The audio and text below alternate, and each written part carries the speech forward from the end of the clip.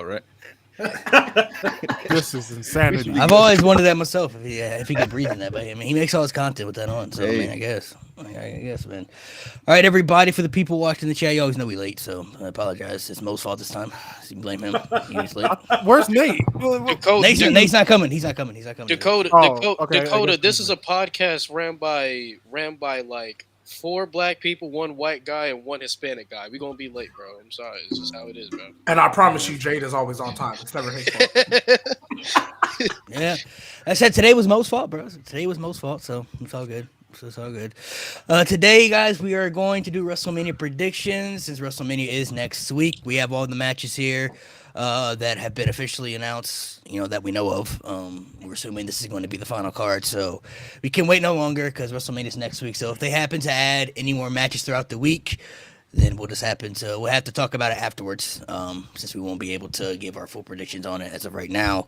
Appreciate the guys in the chat waiting. Like I said, we're always late, so we'll try to be on time next week, man. I can't guarantee. It's gonna be right after WrestleMania. I'm not gonna lie. Who knows? Yeah. So. I'll let the 2 guests today introduce themselves at the top right here next to me. Some of you guys may know T.O. already. I see some people in the chat who are already familiar. And then I'll have T.O. go first, and then we'll switch over, and then we'll just dive right into the predictions, man, because we got all the matches here. So there's a lot to talk about. All right. Still 4/4. I see a couple of y'all in the chat. I appreciate y'all so much. Happy to be here, man. T.O., aka T.O. Rhodes, Still Says 4/4. This is all of my socials. Like this, Still Says 4/4 is all of my socials right here. And let's just get into it, man. We gonna talk about how Cody gonna win, or we just gonna. No, that's last. We gonna dive into it. We gonna talk about it. We're gonna get it later. Okay. That's last. Okay. We get into it. cool beans. Sir Blackston, Raw Impact Radio. A lot of people probably don't know me because typically I'm yelling at a TV and you're watching my TV. But I'm at Raw Impact Radio and at Sir Blackston. I'm glad to be here, man. Thanks a lot, Malik, for the invite. No problem. Glad to have you, man. All right, so we'll dive into a lot of these matches. Also, happy Easter for people who celebrate Easter. Happy Easter out there. Easter Sunday. And Happy congratulations to Tio. You finished the story, man. Congratulations. I gotta give it to Mo, the greatest judge of all time. I gotta give it to Mo, man. Greatest trial judge of all time. You sound a little biased. He sound biased. Hey, I'm not gonna lie. I don't know. I might need to see how Mo was judging. He likes Kareem and y'all both Laker fans. Oh, I don't know, man. I don't know. I might need to. Here you go. For some reason, G hates greatness. We don't understand it, but I don't understand this. It's overrated greatness. We'll put it. We don't understand it. We don't understand it, but he hates greatness. So we'll run down through all the matches here. We're going to start with the obvious one last. We'll talk about Roman and Cody last. It's going to be the last one we'll talk about because people are probably going to have the most to say about that one. Gotcha. So we'll just start with the other match. I've got very little to say. Let's talk about the tag that, team match. We'll talk about the tag match since that is happening. This bitch. I think we kind of have our feelings of how the match is going to go because it kind of plays into the second match as well. But maybe some of y'all have some other theories, some predictions. So I'm gonna go first. I think the Bloodline is winning this match because I think they're obviously going to be involved. And to me, it just wouldn't make sense for them to lose and then get involved anyway if the stipulation was for them to win and get involved. So I'm assuming they're going to win. As far as who take the pin, it could be Cody to add more momentum for him. It could be Seth because maybe Drew gets involved. It could be a variety of things. But I do think the Bloodline is going to win that tag match, which will lead them to have basically all the shenanigans we are expecting for the main event for night 2. So, Tio, I'll let you go next. I see Grant say, can we at least congrats Tio for finishing the story? G Baby did, so we got across there. I do think, I think the Bloodline wins this tag match. And for some reason, specifically, I see Cody getting pinned. Because, it kind of gives, a rerun of last year. So, it's the same thing going to happen last year. Obviously, We're getting the Bloodline rules match. They wouldn't mention that if we're not getting it. We're going to get it. So, I see the Bloodline winning this match. Maybe The Rock pinning Cody. Honestly, that's what I see the most. And then it goes into the Bloodline rules match on night 2. So, yeah. Bloodline winning. Okay. We'll just go in order, so we'll just go from Cool. 3 for 3. I'm going Bloodline also, man. I think that Cody does take the pin. You need Cody to look even like more pathetic going into this main event for night 2. Not pathetic. All right, maybe bad choice of words. But he's got to look like super. You got to feel bad for this guy. He's probably going to cry at some point during the night. Yeah. I'm definitely handing that one there to the Bloodline and T.O. Man, don't get mad. We'll be good. We'll be good. Trust me. Night 2 is still your night. We'll see. I got the Bloodline. We'll see. See, I think it actually makes more sense to go the other way. So I'm going to go the other way. I think, listen, we talk about Bloodline rules, right? This entire championship reign has been under Bloodline freaking rules, okay? Like, you think just because it's not Bloodline rules, we're not going to get a ref down spot, Solo's big ass ain't going to be in there, and Jimmy ain't going to be in there mixing it up. We don't need Bloodline rules for Jimmy and Solo to get involved. I think it makes more sense for The Rock to take a fall here. I think it may even lead into the fact that The Rock has been dominating TV time, and that's probably not very good for Roman's ego.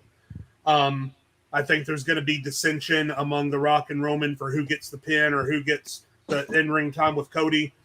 I think it makes the most sense for Seth to pin The Rock because I think Seth, and we're going to talk about this later, so spoilers, but I think Seth should and will lose to Drew McIntyre. So I think it gives the right kind of momentum for Seth to go into his match with Drew looking like a threat. Cody doesn't come out looking any worse for wear. And then we finally get some version of of Roman and Cody one-on-one like we should have got fucking last year. So, yeah, I'm actually going with Seth and Cody in this one. So, I actually wanted to be on your side, Jade. I really did. I thought about it, and I wanted to be there. But I'm not going to. But this is why, though. Because I think Cody should take the pin, kind of what Sir Blackston was saying, kind of replay that image, you know what I mean, that we had of Mania last year. But it shouldn't be The Rock that gets the pin. I think it should be Roman. Because he's the guy he has to overcome. I don't think Rock pinning Cody does anything for him. I don't see Rock getting a one-on-one match at Mania for the title. I mean, at SummerSlam for the title. So I don't see a point to Rock winning. Now, what if his ego might say, "Nah, give me this pin." What if they did something like for the people who didn't see SmackDown, they kind of acknowledged that Roman was the one who called the hit on Monday, told The Rock to take care of that, handle that business. So what if it's something like maybe The Rock is doing damage, and what if Roman is demanding the tag and then he pins Cody? And that's how I think they should do it to sell that dissension. I think that's how they should do it. And maybe The Rock didn't know that Roman tagged in. He's going for the people's elbow or something. I don't know. But I think that's exactly how it should play out. Because one, it causes dissension. You could still get the Bloodline rules, but that would be 3 things now at that point that Rock has had to do for Roman. 1, acknowledge him. You know what I mean? 2, kind of take orders in a sense, and then now you're letting him tag in and get the win for you. That would kind of be the 3 strikes and you're out type thing. So that's how I feel it should go. And by the way, because Seth doesn't need this. I think Drew should kick him when he's trying to tag or the ref is distracted. Claymore him out the way, and he vanishes by. So one quick thing, and I don't mean to step on Lewis, but by the way, I was a fan of the theory that The Rock and Cody were working together. But after what happened on Raw and what Rock did to Cody, that doesn't make sense anymore. That can't happen. That can't happen. So I just want to throw that out there. I don't know if you guys saw too, but I don't know if it's WWE or The Rock, but he continued to beat his ass after the show was off the air. That was the crazy part to me too. It was the theory that Rock and Cody are working together, that no longer makes sense. Yeah, I literally just saw a video on Twitter before we came on here of a little girl crying because she thought Cody died. That's what she said. She said, I think, is Cody gonna die? That's what she said in the video. I was like, oh my gosh, little girl, maybe 3 or 4 years old. That's funny. Oh man. Go ahead, Lewis. Sorry, I didn't mean to step on you. You good. Honestly, I feel bad for Roman. His back going to be hurting from carrying that bald bum because he's going to be the asthma pump. So I feel bad. It's going to be a one-sided carry, but I got Bloodline winning only because I feel like on night 2 they're going to reenact the ending sequence of Solo doing the spike on Cody, and Cody's gonna kick out of it this time. So that's, I mean, that's the only reasoning. I mean, I agree with G Baby said, have Drew come in, be involved, get Seth out the way, and have Cody get jumped by the bald bitch and then the part-timing bitch. Well, they're both part-timing bitches, but So yeah. I mean, you think they're gonna do like the same spot and everything? I think they're gonna do the same spot, and that's gonna be Cody's redemption. Like that's gonna like put the stamp on it that he's gonna win. He's gonna kick out of it this time. Hey, kick out at one? No, relax. Stop swearing. This ain't AEW, bro. This ain't AEW. No, I feel you. No, but in fairness though, we also did see Drew McIntyre talking to Paul Heyman behind the scenes. I know he came out. We came out later that you know what I mean. Like it's all kind of tying together. Shout out Paul Heyman. But yeah, no, that's what I think is going to happen. I think they should reenact what happened last year with Solo spiking him and then Roman doing the spear. Because I mean, if Jey Uso can fucking kick out of a Samoan spike spear, I think you can give this to Cody too. So yeah. So I think you can give this to Cody. Yeah, I like the point of that because it reminds me of Rock and Cena too. I don't know if you guys remember how like Cena lost the first time when he went for the people's elbow and everything. He did it again in the second match, but and it was he like, stopped himself. Yeah. He was like he like strategized like I'm outsmarting you type thing. So maybe they could do something like that. Kind of reenact the whole sequence again. Yeah, I think that would be good. I think they should, and it's good for Cody's character. So yeah. Thanks. Yeah, because Cody only lost to 2 spears last year, so I mean, no way he losing a 2 if he can, 2 spears. It was like, yeah, facts. I mean, and if Jay can take the Samoan spike and the spear at the same time, then I think Cody can take a Samoan spike and then a spear and kick out. So yeah, definitely agree. I'm gonna go with the majority here. I think the Bloodline is winning this match. I don't see them dangling the idea of a Bloodline rule match and then not actually doing it, right? And we all know the Bloodline's going to interfere anyway. So you might as well just make it easy and make it make sense, right? And I think Cody can afford a loss. I don't think Roman's going to lose back-to-back nights. That bleeds into my prediction later on. I don't see Roman losing twice. Cody can afford a loss. He hasn't lost that much. Yeah, facts.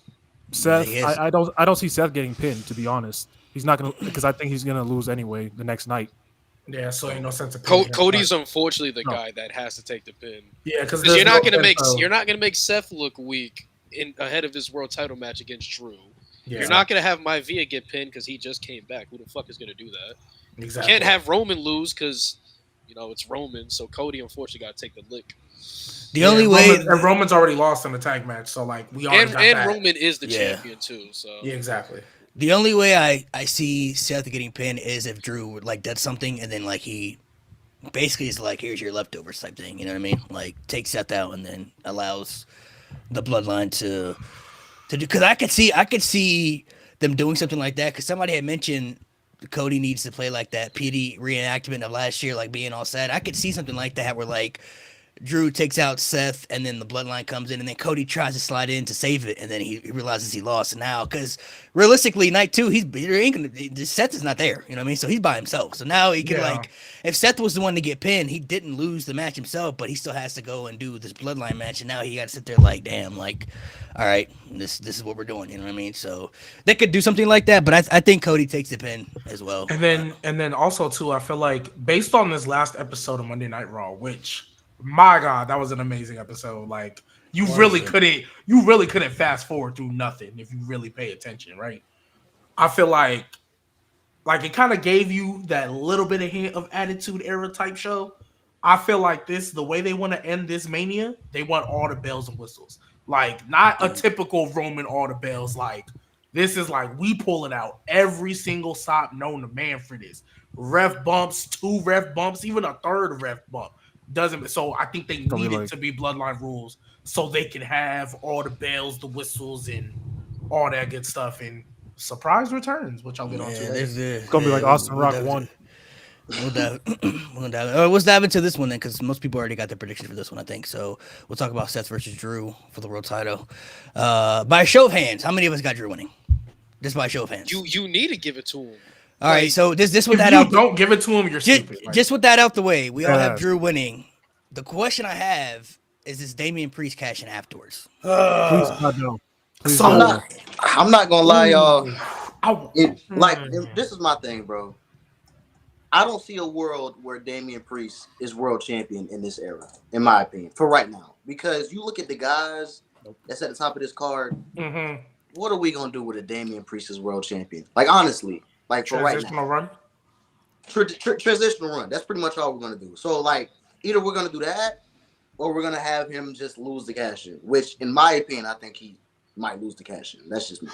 It kind of depends where and what direction you want to give Drew. Do you want to give Drew this super lengthy run off rip, or do you want to go with the theory that Drew has worked so hard and he finally gets his moment, and then this entire time he was close to snapping, and then he finally loses the belt when he gets his moment, then he officially snaps. So it's like, do you want to reward him off rip, or do you want to continue to further and cement his character even more by making him completely lose himself, completely snap? Which I think it could be good for a month. Have him whoop Damian's ass at Backlash, you know what I'm saying? But there's different ways you can go about it. And you're right with that. I do agree with you. And I mean, I came out here and I say it all the time. I gave y'all the perfect plan when CM Punk got hurt, and Damian Priest was part of it. So I'm gonna say two things. After watching that segment on SmackDown or Raw, whatever it was, when they were like, SmackDown, when they were like, oh, it seemed like they were teasing a breakup, like, oh, we're worried about us as individuals. I feel like I don't know when it's gonna happen, but it's gonna happen relatively soon. But the other thing, and I'm just gonna say this one more time, y'all gonna moan, groan, whine, and hate it, roll your eyes.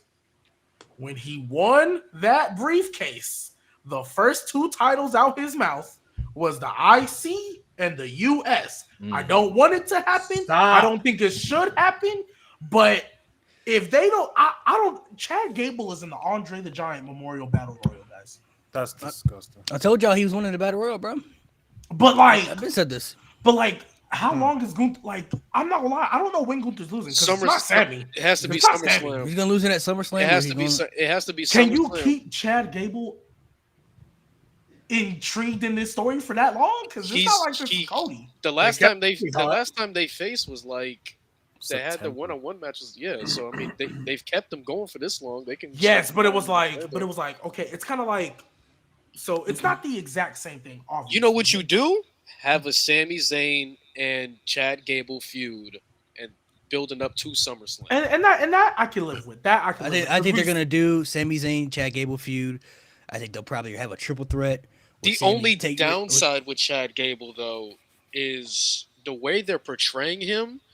They're making him a little bit desperate, and a heel Chad Gable is not what we need. Exactly. For this story. And that's why it's like, because it's kind of like, okay, you didn't have him win in front of his family because we were like, okay, this is the Mania plan. He's over. Then you gave it to Sammy.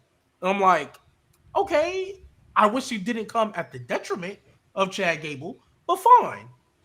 He's got to lose, though, because Chad Gable is still the story we want. So now you're saying you got to extend that another 4 months. He hasn't even really been around Alpha Academy like that either. So to try to extend this for another 4, I feel like fans maybe, because this obviously Chad Gable isn't Cody, but he's still over. I feel like fans maybe by the time we get to SummerSlam are gonna kind of be, he's not gonna be as hot as he was, and then we're gonna have a conversation, should he really still dethrone Gunther? You know what I mean? We've got a lot of conversations happening. Let me just jump in and address these points 1, 2, 3. Number one, God damn it, with Damian Priest. Fuck, I'm so mad. The Money in the Bank is done. The Money in the Bank is done. As a concept, it's done. Nobody cares. Nobody cares. All it does is get in the way. They don't know how to write a cash in anymore. It sucks. It's done. Get it out of here. At this point, I don't care what Damian Priest does. I don't give a rip. I'm done with it. So whatever happens with Damian Priest, I don't give a shit. So now let's talk about Drew McIntyre and Seth Rollins.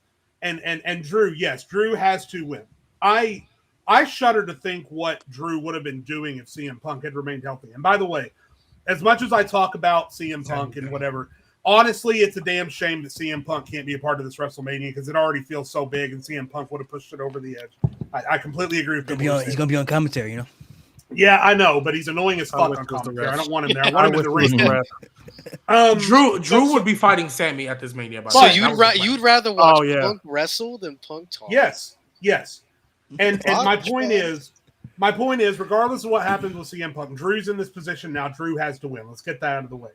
And then the points with Sammy and Gunther, and we're talking about how it's this complete kind of 100% call that there's no way Sami Zayn can beat Gunther. And my question would be, have we not been watching the stories they've been telling on TV? Maybe they're trying to trick us, but they have absolutely put themselves in a position storyline-wise for Sami Zayn to beat Gunther. He's going to prove Chad Gable wrong, and then you've got a fresh, hot feud with Sami and Chad Gable who are going to tear the roof down right after that. Gunther then immediately elevates to the World Heavyweight Championship picture where there's Drew McIntyre, who he already has history with, and that's already there waiting to happen. So I think, just like the conversation we just had, I think there are points to be made on either side of the Bloodline match. There are points to be made either side with both the World Heavyweight Championship and the IC title match. But for people who say that, oh, Sammy's too short of a burn, or it doesn't make sense, or we want Chad, I think we can all have what we want, honestly. So yeah, I'm picking. But Drew here's to beat Seth. let me rebuttal off that, because the Chad stuff is kind of similar to Cody's situation, just a little bit. Chad Gable has basically said he wants to be Intercontinental champion, but I think it means more for him to beat Gunther than to really to win the championship.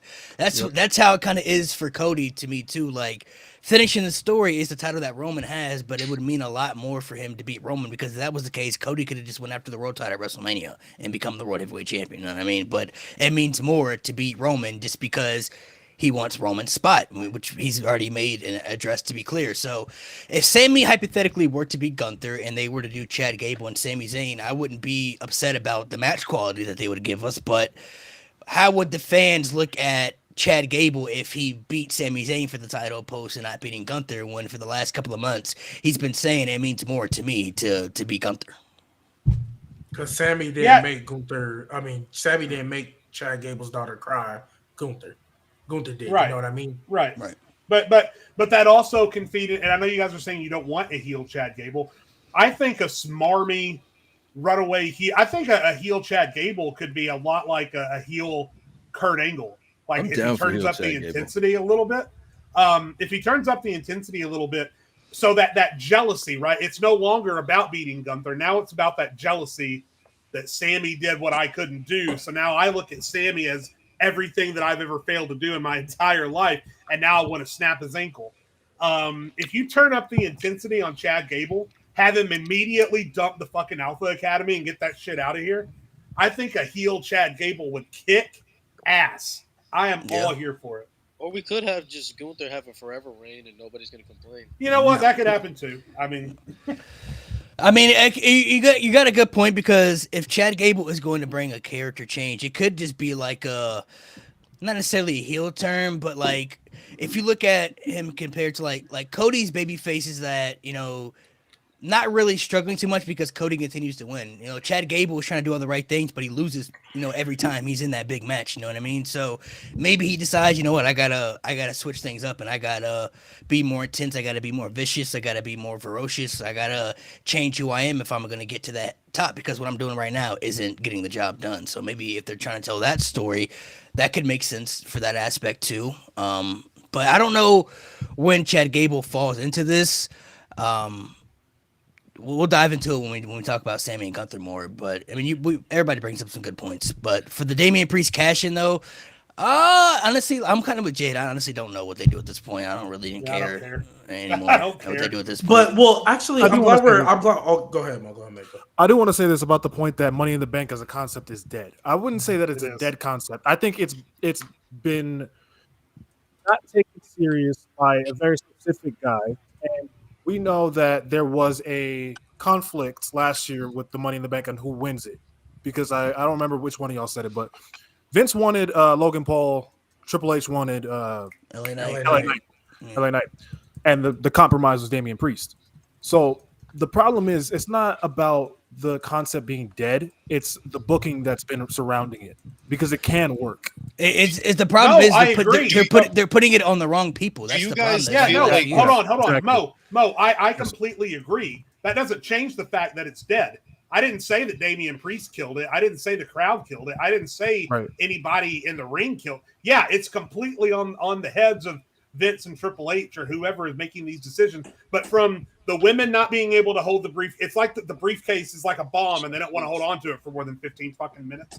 But for the men who keep failing and cashing in on fucking mid-card titles, and this goes all the way back to Baron Corbin, the failing of the Money in the Bank briefcase, I'm not talking about this year or last year or the year before. Right. I'm talking about Baron Corbin failing. I'm talking about fucking Miz being Otis for it. I'm talking about after Damian Otis got Sandow costed from Tucker. losing. Fucking. Well, I'm here's the talking thing. about Braun Strowman getting a non-finish in a Hell in a Cell match. Well, who booked that?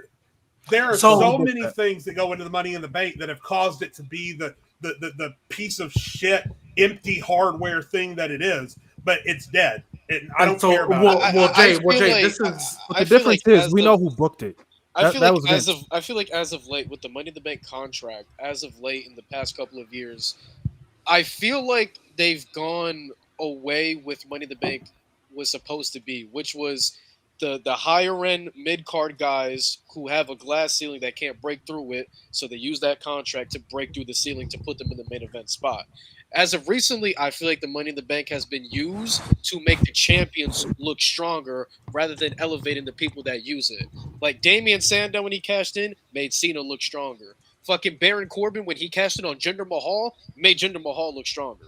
Fucking Braun Strowman Cena looked cost like a him the dweeb. match, though. It made it. I mean, either way though, it's been used to elevate champions more than it has to elevate the mid carders that need to break through the ceiling. Is my point. well, That's interesting. Like to a degree, what you would see is while someone is holding the briefcase, they kind of level up during that process to the point where people actually want. When Edge cashed in, that shit was fire for me. I'm sorry, I was all in on Edge's. Both of Edge's cash ins. When CM Punk did it, it was fire. I think I don't know what it is about Damian Priest. He's the most boring motherfucker on this planet for me. He's very boring. To me, I think he's great in the ring. I think he's got a great look. He talks well. It's just nothing that he says interests or excites me. And I don't think that he's the right guy for it. And in terms of the level up for this year, I'm curious about what they do next time. But if you put it on him, he's gonna have to take some roids. Something's gonna have to change on his delivery. I feel like Well, with Priest, I feel like with Priest, what I've said about Priest is I won't go over the whole spiel, but I've made videos on this and I've said it on here that Damian Priest, he's been put in positions and he's developed and he's excelled. Like from all the way back to WrestleMania 37 with the Bad Bunny thing to now, he's developed well. The problem is that they haven't done anything the past year and a half to make him exceed even more. They haven't developed Damian Priest. Maybe the problem with Priest is that he was in the faction, that he was in the Judgment Day, and he didn't get a chance to stand on his own too, like the whole year. You know what I mean? Like he's been backing everybody else. Well, one thing I will say agree with that. I'll address that and then I'll address the part of it being dead because I do agree with Jade. I feel like the problem with Priest, he won Money in the Bank, but the person that was fighting for the world title was Finn Balor. Like but we assumed that was going to be what you told to sow some dissension, break them up. Damian Priest will be a soul star. And then it just never happened. So I feel like that does help with that. But, and going back to you, Jade, I understand where you're coming from, right? Obviously, you can't have 100% success rate on the cash in because you got to give it that, what if factor. But yes, there have been some bad cash ins. I agree with the fact that the cash-ins over the years, at least the last 10, maybe haven't been all that great. But I feel like I'm not going to call it dead because the person who is now running things, I believe, can fix it. Because I'll just say this: the first time Triple H ran a Money in the Bank, it wasn't an immediate cash-in for the women. We literally went like 5 years straight of same night or next night cash-ins. And Io held that thing to SummerSlam, right? Wasn't crazy long, but she still held it for a minute. You know what I mean? I feel like with the men, if LA Knight had that Money in the Bank, even if he held it all the way till now, we'd be excited for that cash. we'd assume it's going to happen. We love LA Knight to cash in on Drew McIntyre. Even though he's doing great work right now, we love it, and nobody would have a problem with it. Not a soul. If Damian Priest does it, there's going to be them people that are, or actually most of them probably going to be like, do we really want to see this? You know what I mean? So I think, Jay, what you're saying, I'm going to give it one more chance because Vince is not here. So I'm going to give, I think the women, they're good now. I think Triple H is he knows how to do that. This year for the men, I'm going to give it one more year because I think the landscape has changed for the mid-carders. I think there's a lot more upper mid-carders this year at this time than there is last year. So I know we need to move on, but I need to retort to one thing that you said because this really bugs me, and it's not you, obviously. It's just it's the statement itself, and I've heard it so often. Is that not everybody can win Money in the Bank? Why the fuck not? Because here's the thing: the Money in the Bank as the concept should be a 100% success rate, but you know what? It's not. It's when the people who win it are booked to look like absolute morons. John Cena loses Money in the Bank because he cashed in ahead of time. Braun Strowman lost because he cashed in ahead of time. Baron Corbin lost Money in the Bank because John Cena was standing right there at ringside. He didn't stop to think, oh, gee, he might not interfere. Damian Sandow lost Money in the Bank because of John Cena being on the other side. Exactly. So, and again, so Money in the Bank as a concept, as it was originally developed, was not G and if. When you won Money in the Bank, the tension and the suspense didn't come on if, it was when. That's why right. when Dolph Ziggler went 11 months and didn't cash in and finally did, the eruption was absolutely huge. When Carmella waited 10 months to cash in, even though Carmella was not over, let's face it, but when she finally cashed in, the eruption was huge. Mm-hmm. So the anticipation is in the waiting and the win. It's not in the if. And now that the Money in the Bank has become more about the if than the win, I don't care about it anymore. When someone wins Money in the Bank, I'm like, all right, fine, let's see you cash in on fucking Roman Reigns or Brock Lesnar or Seth Rollins or whoever, but they never do. And so I just want to say I agree that I agree that it was a guarantee. I do disagree with the Cena one. I think that one was perfectly fine for what it was supposed to do because Cena cashed in. Yeah, when Cena cashed in, that was perfectly fine. Now the other ones like Mizdow, or I keep saying I always want to call it Mizdow, Damian Sandow. Him winning it, I was like, this has got to be a fail. Like, I never believed that, right? But, like, I hear what you're saying. Baron Corbin, like, I don't want to go into everyone because, like, Baron Corbin, the only reason he lost was because he had heat. Because of the concussion thing. You know, but I hear you, and I understand why you are off of it. I'm saying I think it can be rectified to where we do have that kind of like, oh, this person won? Can't wait for them to be champion. Can't wait to see what they do with We'll see. In addition to everything that everyone has mentioned, I'll also say that those fake cash-ins did not help Damian Priest at all. Like every time that he would come down and not actually cash in, none of that did him any favors. Yeah, he's looked like probably the dumbest Money in the Bank holder of all time. For sure. I don't know. Austin Theory's like right there. He's right above it. Yeah, he did cash in on an open challenge. On an open challenge, you just had to accept the match, buddy. One thing I will say is one thing we need to be done with Money in the Bank. No more mid-card title cash-ins. That is the stupidest thing I have ever seen in my life. It's only happened once, but I hear you. But still, bro. That's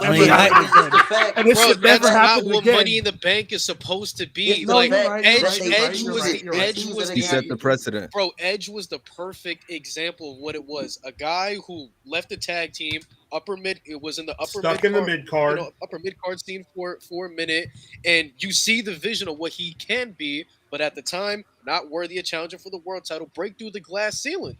That's what Money in the Bank is supposed to be. Not motherfucker, get that open challenge so I can whoop that ass after. And then lose this Money in the Bank and win the same title I cashed in on 2 weeks later. No, you right. Edge won it twice and made sure he cashed it on the world titles. He didn't look once at the IC or the US title. He was like, all right. CM Punk the same way, bro. CM Punk the same way. I feel like honestly, what could help Money in the Bank, honestly, to me is you bring it back to WrestleMania, bro. I honestly think it should be. I agree. Yes. Especially with WrestleMania being 2 nights. You have I've spoke on this so many times. You have the men's and women's on each night. WrestleMania Money in the Banks were the best Money in the Bank matches, and it had the best cash-ins too. So, I mean, you look at even the best cash-in of all time. They said happened at WrestleMania when Seth Rollins did it. So, you just bring Money in the Bank back to WrestleMania, and not only adds more value to it, it gives the people a chance to be in a high-profile match that means something that aren't involved in any storylines. Instead of being in a random battle royal that means nothing. Because you look Get at rid of any pay-per-view themed around a match type. you look at the battle royal. You have a Chad Gable, you have, a couple of people in there. You look at it, it's like, damn, man, they're in the Battle Royal because they had nothing to do for them. You could easily just throw them to be in the Money in the Bank, and they don't have to win, but at least they're in a match that means something. Okay, no, but Lewis, not the Royal Rumble, because that's more of an event. I'm talking about like Elimination Chamber, where a 6-match card has 2 EC matches. Hell in a Cell, where a 7-match card has 1 Hell in a Cell match. Money in the Bank, where an 8-match card has 2 matches. It doesn't make any sense. Move the Elimination Chamber back to Fastlane or whatever. Do Hell in a Cell. No way out. No way out. Okay, so can I ask a question, James? So are you just saying change the name? Because let's just say they do what you say. Let's just say they do what you say. Be creative for once. Hey, I promise you, if Elimination Chamber in Australia was just called No Way Out, the card would be structured the exact same. It'd still be an elimination chamber. Elimination chamber is fine, but the other ones got to go. Like, I was at Extreme Rules when they had only one Extreme Rules. Oh yeah, like this ain't Extreme Rules, bro. Like it's just one. Like it's not even Extreme Rules pay-per-view. Was that the Triple H has gotten rid of and Jeff Hardy match? Yeah. I mean, the one he booked was a very good one, but it's like those concepts. I feel like we're just overplayed. They weren't really needed. Money in the Bank, I get.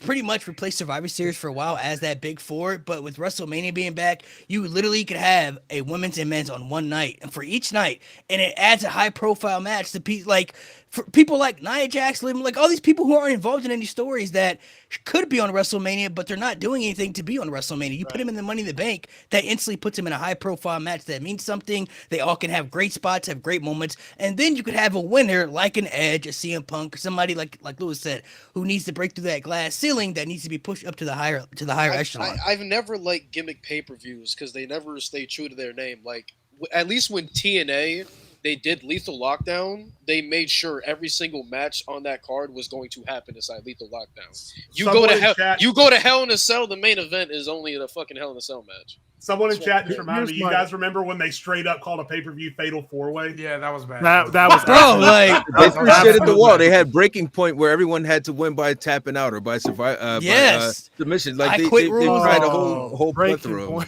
That over the limit. What the gimmick pay-per-views, I feel like it feels bigger like when we would grow up and you didn't know like when a Hell in a Cell match was gonna happen or a chamber match. They would just announce it and it all made sense for feuds. Like, when they would be like, Bad Blood, Shawn Michaels, Triple H, Hell in a Cell. And that was the end of the feud. So you're like, oh shit, you know what I mean? Like, this is the end of the feud. It's personal. That means something now. The chamber, like, I don't mind the concept of it being for a number one contender spot to get to like the final shot to get to WrestleMania or for a title.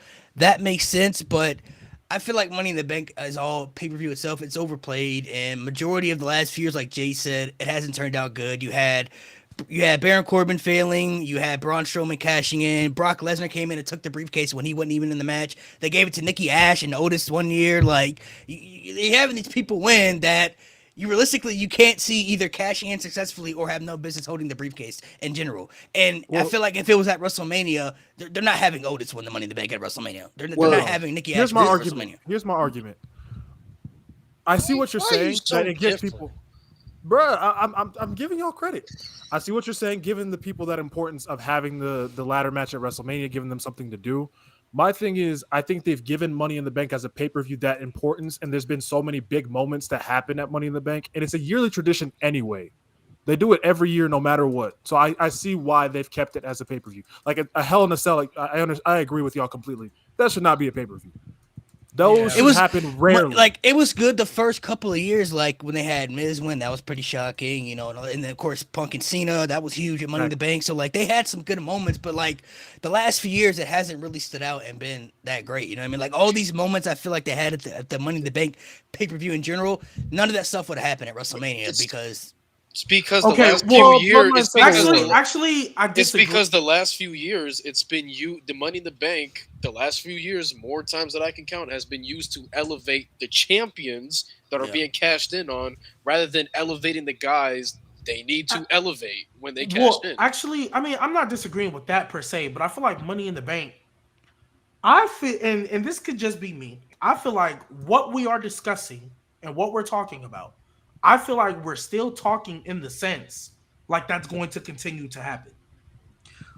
I feel like the person who made all those bad decisions and basically almost killed it off is not the one running things anymore. And No, true. But unfortunately, because it's been bad for so long, as much as we love Triple H, I think, at least me, sometimes I forget he can't fix stuff overnight. It's going to take a minute to rebuild back up the lore of a Money in the Bank briefcase or lore of some of these pay-per-views. Because WWE, because it's so big, I think if it was up to Triple H, he wouldn't have a pay-per-view every month.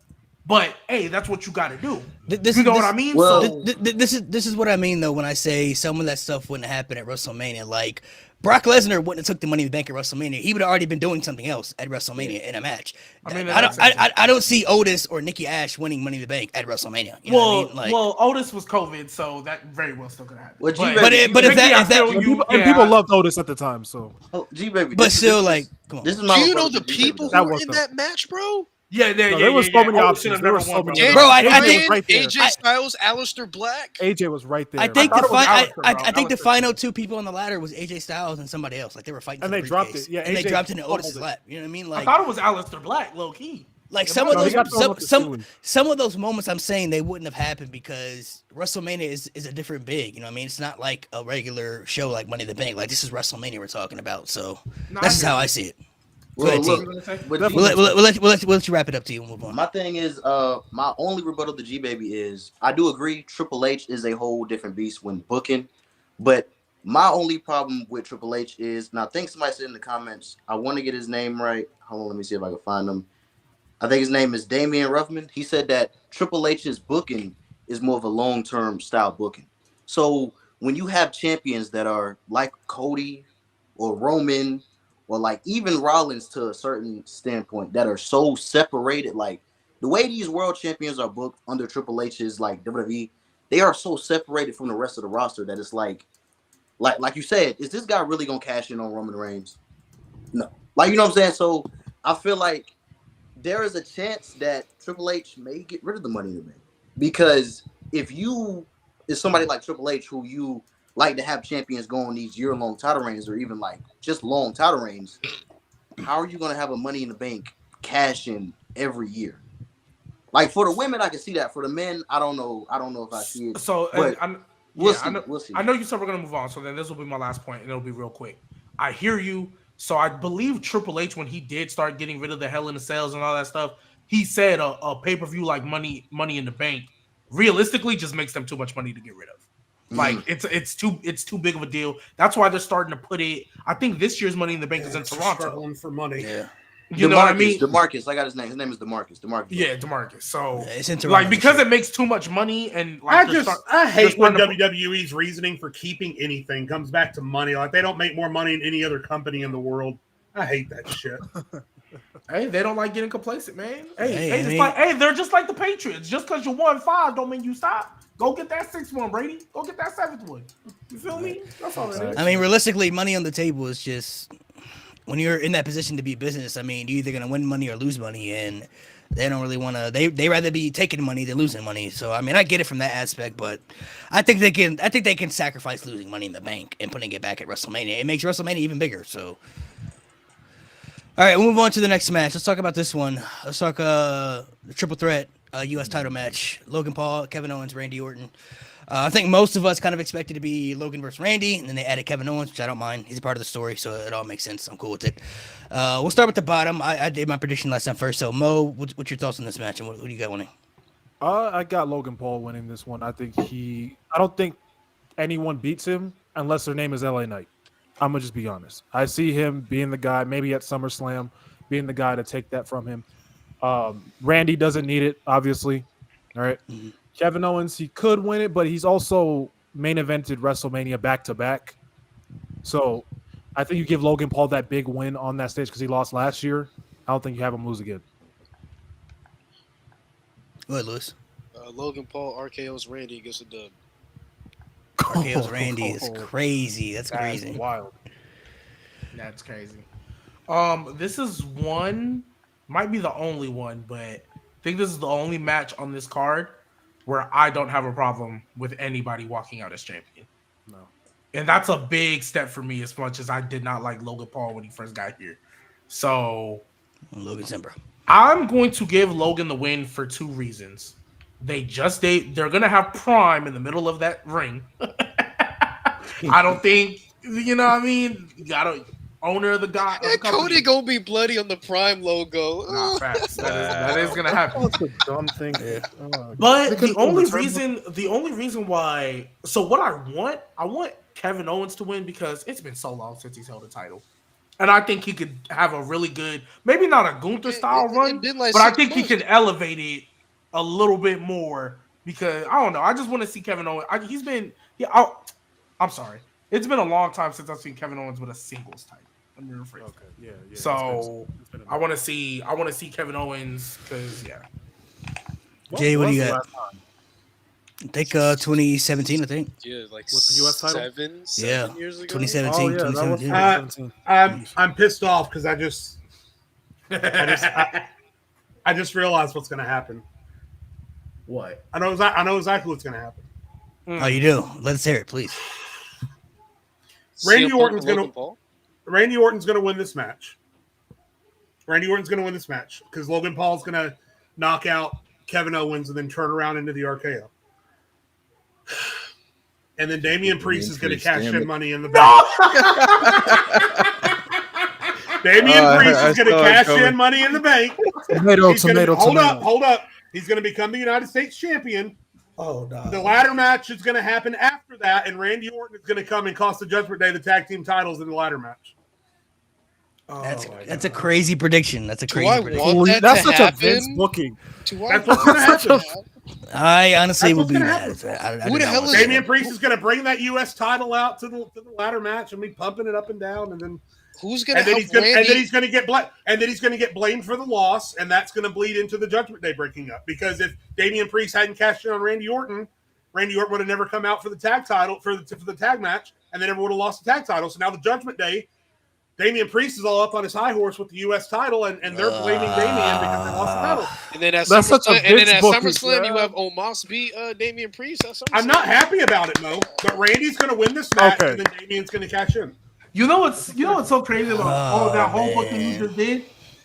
If he's gonna cash in on a mid card title, hey, how else are you gonna stop Gunther? You're not gonna stop him 1-on-1. Might as well do it with a beat down in the cash in. God, Might as well cut do his it with a mic. beat down in the cash Cut his. in. Stop swearing. Where's the Gunther's time? never losing. Forever reigning. Blackson, what you got, man? Who Bro, give me Logan And by the way, Paul. for people in chat, hold up. For people in chat saying L booking, I agree with you. That's why I'm pissed off. I don't like this. I don't like that I think this is going to happen. But the more I sit and think about it, the more likely I think it is. I completely agree with you. Wasn't Dom supposed to fight Gunther for this IC title and then he just stopped feuding with him? Did No, he start a lost. feud with him? He had a match. He lost. No, he got in there, got his chops in, and lost. Yeah. Oh, okay. Yeah, give me Logan Paul for the victory here. Logan Paul is impressed with his reign, even more so than he did beforehand. Like he's really making the U.S. Championship mean something, even with his absence. In terms of being a full-time roster member. I like him as champ. I wouldn't be mad with him retaining. Tio, who you got? I hate Logan Paul's guts, but he's good at what he does. So I think I guess I wouldn't have a problem with it retaining. I guess we'll have Logan Paul. You said that you said that hesitantly. I got Logan Paul winning too. I think with the triple threat, probably Owens takes the pin. I'd be kind of surprised if he pins Randy. I'm not gonna lie to you. It would be big for Logan Paul, a big moment. One thing I want to see in this match, and I know it could be possible because I've seen Randy Orton hit many RKOs crazily. I want to see a buckshot into an RKO. I want to see him go for that buckshot. Like he might hit that clothesline and just bam, hit him with the RKO. That'd be so sick right there. That's the one thing that I'm hoping for that we get. But overall, I think Logan Paul is retaining. I think they're going to extend his title reign even a little bit further to probably face LA Knight at SummerSlam.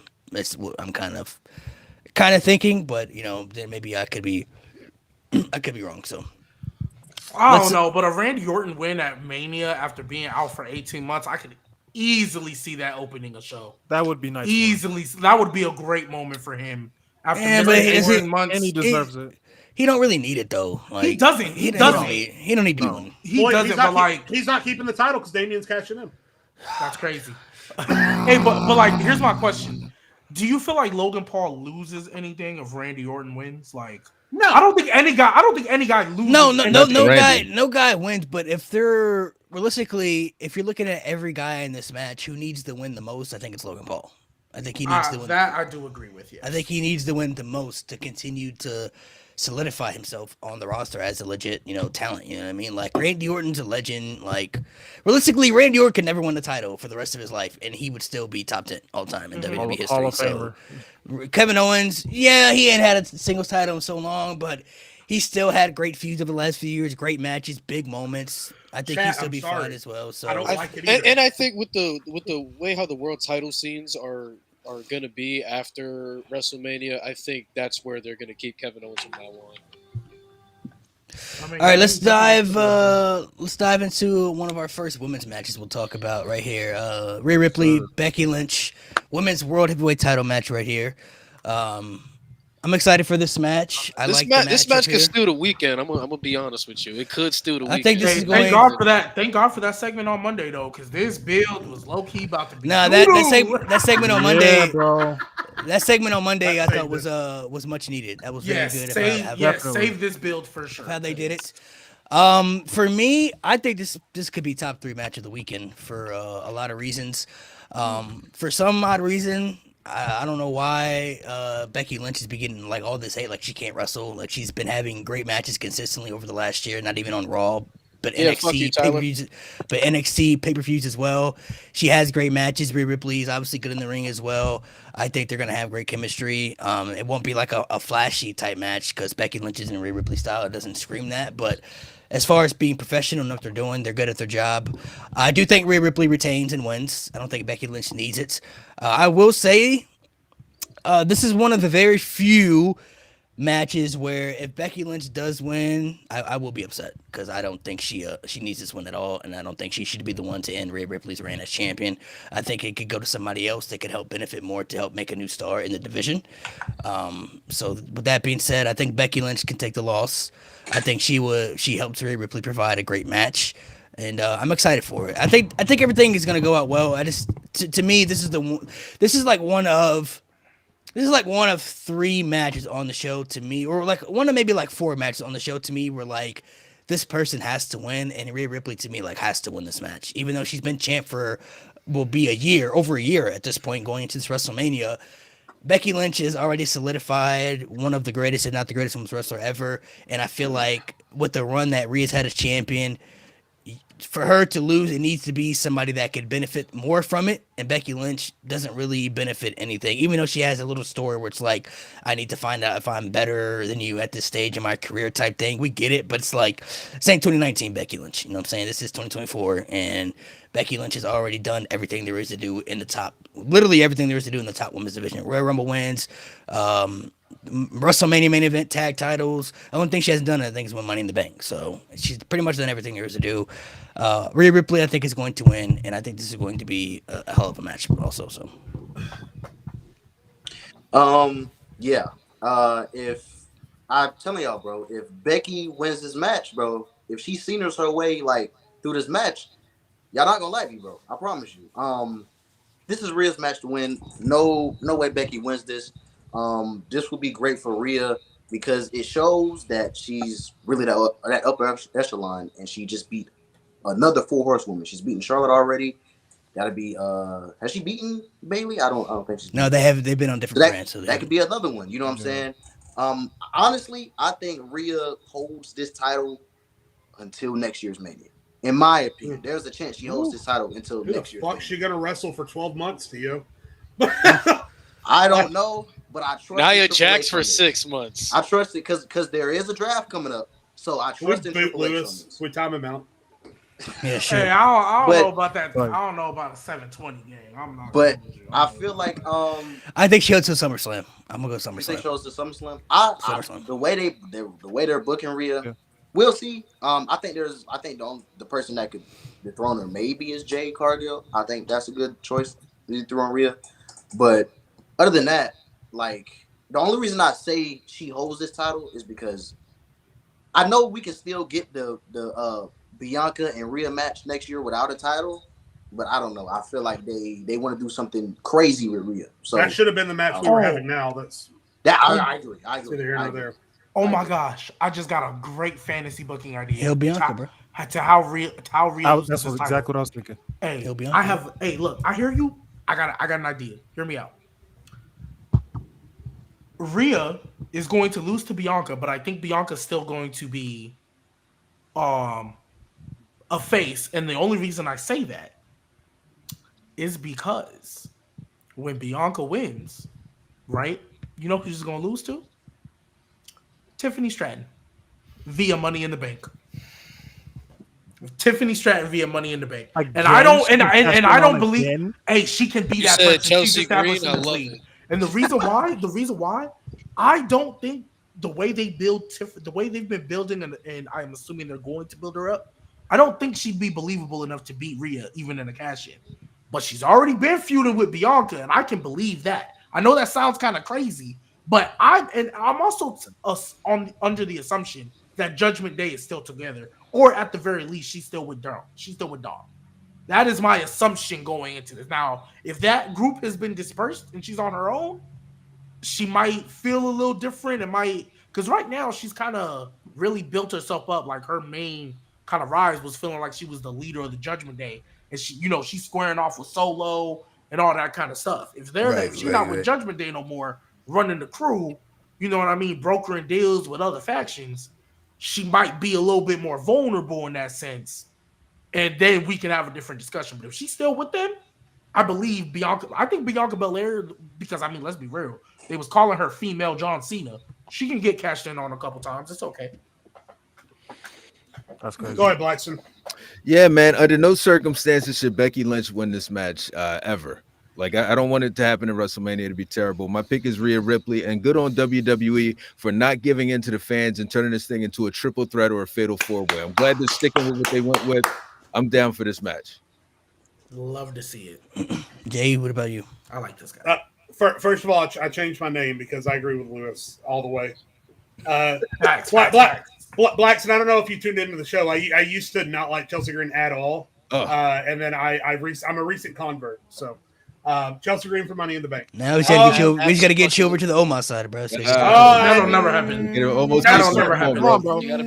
No, sir. Hey, Malik, I will say, Malik, I am an Homo sapien now. I'm not gonna lie. I've seen Come on over. Okay, so can I just ask? We are bringing everybody to the right side, man. Can I genuinely ask this question? You will not spread your racism right now. No. Can I genuinely ask this question? You cannot. Theo, you just said it, and Mo, you just said it. You cannot. Can y'all tell me, being that this man hasn't been on TV, what made y'all just change? What you mean, bro? He chilling, bro. He chilling, bro. Bro, the show been ass without him there, bro. He shows his presence not there. Why are you lying? Why am I lying? Hold on, wait, Blackson, you almost sapien, yes or no? All day and tomorrow. Come on. My thing is, look, you baby. My thing is like, he's a guy who just does what he needs to do. He's a special attraction. He shows up, bigger attraction on a pretty good performance, and that's it. He carried Seth. What you mean? He carried special attraction. He carried Seth at Backlash, He puts on good performance. Biggest attraction. His match with Brock wasn't that bad. Bro, he had a bigger pop than Bad Bunny. You ain't hear that at Backlash? Talk about Rhea now. Okay, all right. Let's relax. Bro, the pop was so loud. Listen. We're gonna let Jay do his prediction. But one day, G and Jay, you guys will see the light. I'm never coming. You will see the light. Look. You will see the light one day. G-Baby, picture this. You will see the light. You will see the light. G-Baby, they say Nas and Jay-Z are overrated. Picture this, G-Baby. Look, Logan Paul wins at WrestleMania, right? And then we get to SummerSlam. Logan Paul versus Omos. Nobody wants US. What do you mean nobody wants to see that? Money. No, Omos finished his story. Did Omos not carry You know what? I'm convinced the government got to y'all. I feel like they injected y'all in something. I'm the least political person on They not about to It's make Omos, us cheer a man. black man. The government don't care about that. Hey, I don't know, man. I'm almost I do it Safety for clearly- DVDs. Listen, one I- day, I one almost day, Safety clearly got one put day, in our one first day, game, you bro. will see the almost save me movement. It's like the Martin Luther King movement. It's like the Martin Luther King movement. When he gets some knees, It's like the Martin Luther King movement. When We Omos have a gets dream some- and we believe it. It's gonna happen. when This is Omos for the get- village. when Omos gets some knees, look, I feel like the way Get y'all some view knees. Omos He's over. is the by way a y'all killer, is so. is Obafemi is what y'all wish Omos was. Cap. They're He's related. He's Overpaid been is what over. y'all wish They're Omos- related. They're related. They're brothers. Related. What are you talking about? African brothers. What you mean, bro? They're brothers. Bro. Hey, They my cousins. Jeff and Matt were brothers, but we all knew which one was better. That's not the same though. Omos is literally top 3 Hall of Fame lock. Facts. That's true. Facts. That's true. 100%. I don't know why we're How is that- comparing. how I is don't know that- why we're comparing the Hardys and Omos. Like I said, How is that comparison, but disputed? okay. You said they were. Look, the point is, Omos Does was Omos Matt not Hardy, clear Matt and Obafemi. No. Okay, let's relax. No, You see, you're not seeing the point. Omos isn't there because he's letting other people shine. If he was there, he'd be taking everybody's spot. You know what I mean? So Exactly. you just Bro. Exactly. you don't see the unfairness. So that this he man doesn't has have in his that heart. killer instinct in him, is what I'm hearing. He does. you He's trying to let everybody shine. Okay, skip. Yeah. Can't let everybody How was that a killer Relax. instinct then? He can't let How was that a everybody killer shine. instinct? He can't let other people shine. Other people, If you have other a people killer gotta eat too. instinct, no. Hey, Hold on. Kobe would never The let last- other people No. shine. Omos gave you a taste of his killer instinct, then everybody complained about it because the last time we saw his killer instinct, he dominated one of the greatest tag teams of all time by himself. So let's Who are you relax talking there, about? buddy. What The are you New talking Day. The New Day. Oh yeah, that's cool. And then what happened afterwards? And you said, hold on, He carried AJ. He hold on, carried you AJ. said Kobe didn't let other people shine. I'm sorry. I mean, was Shaq not the best player on the team when he was there? I'm just saying. Kobe just got there. What you mean? He been there he was already there. He been there. Kobe was not He like, been there. oh, Kobe was not sitting back like, yeah, here you go, Shaq. I'm gonna let you shot. No, you know what they had to do to Kobe? Are you They sure had to, though? No. Are you sure? Phil Jack, no. Are you Malik, sure, you're a Lakers though? fan, so I know you've seen it. Are we sure? Phil though? Jackson literally had to tell Kobe to chill out because we're gonna lose the big fella and he's gonna check out. Y'all have all seen Phil Jackson. And what do you think they He told told Omos? he They told Shaq the Omos- same thing. He said, "Relax, we're gonna lose Kobe, man. Relax." No, He he told Shaq the same didn't. thing. No, He he told Shaq the didn't. same thing. He told Shaq the same Hey, thing. what happened? Hold What on, happened in wait, 04? hold on, wait. What do you think they told Omos? They said, relax, bro, because if you start turning up, Roman's gonna leave. So, that's what happened. That's what happened, bro. Listen, You don't think that's what Omos happened? letting other No, people it's shine, but he let other people That's shine right now. But 100% what- that's when he want to 100% come what- back, just best believe, bro, he's taking over, bro. Now, Jade, you may go, sir. You may go. Becky Lynch, Rhea Ripley, my guy. I'm not gonna lie. The way y'all cape for Omos, y'all worse than Liv. Y'all fans. lucky Omos don't got a daughter. All right, Cause bro, he'd be relax. up right now. I ain't gonna lie. Yo, Tyler, shut your mouth, boy. Omos You got can more live potential than more Liv, than bro. Queen. So I mean, Shut you know up. what I'm saying. Okay. Fuck, man. I just can't with this anymore. So I don't have as much faith as Malik about Rhea. Something's weird about this match to me. And for the second year in a row, I think WWE this year not as bad as last year, right? But for the second year in a row, WWE have, if they haven't fumbled both women's builds, they have come very close. I mean, Io and Becky, I'm not even sure they're actually feuding. I'm not sure what the fuck is happening over there. They seem to be more focused on the faction warfare with Jade and Bianca and Naomi, which is fine. I'm hyped for that match. I really am. But I'm not even sure Io and Becky are feuding at this point. I wasn't sure if Becky was wrestling Rhea at WrestleMania or Nia or Liv at WrestleMania until this week. And I don't even feel comfortable picking a winner until I see what happens on Raw this week. Like every other match on the card, no matter what happens on Raw or SmackDown this week, my pick won't change. My picks are pretty much locked for every other match on this card. But for this one, like, we still got fucking Liv and Nia's useless asses floating around out there, and I don't know what they're going to end up doing. Whoa. If, Jack's useless. if they're Hold on. not in the match, they might indirectly affect the match as an. It's really weird. I don't know. I guess I'm picking Rhea for the same reasons that Malik said. I don't think Becky needs it. But with all the other shenanigans that are floating around, I got to see what happens this week before I'm uber confident in that pick. I don't know what the hell's going on with this match, to be quite honest. It's really weird. G, who you got? Rhea. No other thing to say. Rhea. Like if Becky. Now I'm not gonna hate on Becky the way y'all are if she wins, but I'm not gonna like the decision. I'm not gonna hate on it, but the decision. I'm not was gonna hate ass. on it. It's the wrong decision. I am. I'm just. It's gonna be over. I promise. I ain't gonna hate. I'm not gonna hate on her. She's been putting in It's gonna be work. over. Like she's been the best woman. Like And she puts Like, people over Yeah, she's way been the more than best people woman think. for the So. past. She's she earned gets our the hit respect, back. but she's not the right decision right now. She gets the hit back every The way time I somebody look at turns it is Becky winning. It wouldn't be the end all be all decision. Like I won't look at it as like it's the worst thing in the world. Like should Rhea have won? Cool, but if Becky won, I'll be like, I mean, she's Well, earned Becky it. can't have a long title run if she does win, though. She's been there, done that. She can't have a long Yeah, title yeah, run. no, I agree. But I No. mean, if she wins though, it won't. I won't look at it as. But the thing is, Lewis, if this title reign had been 4 months, 5 months, even 6 months, I might feel the way that you do. But for a title reign that goes a year, like that feels like it needs a special ending. And to me, I don't think Becky Lynch represents that special ending. That doesn't do it for me. So would you want the special ending to be Liv Morgan? No. So Jade, No. Jade, No, I hear what you're saying. I'd rather have Becky then. Hey, so Jade, I hear what you're saying. Here is my only rebuttal, and I don't agree with it, but here's why I feel why Becky could and might win. Bianca Belair's longest title reign ended with Asuka. And what happened afterwards? Asuka was a transitional champion. Let's remember that. She was a transitional champion. But, you know. And she lost to the same person she pinned. Remember, Bianca, it's not like Io cashed in and made her the fatal 4-way. Bianca pinned her while she was in a submission. Like, I don't think, like.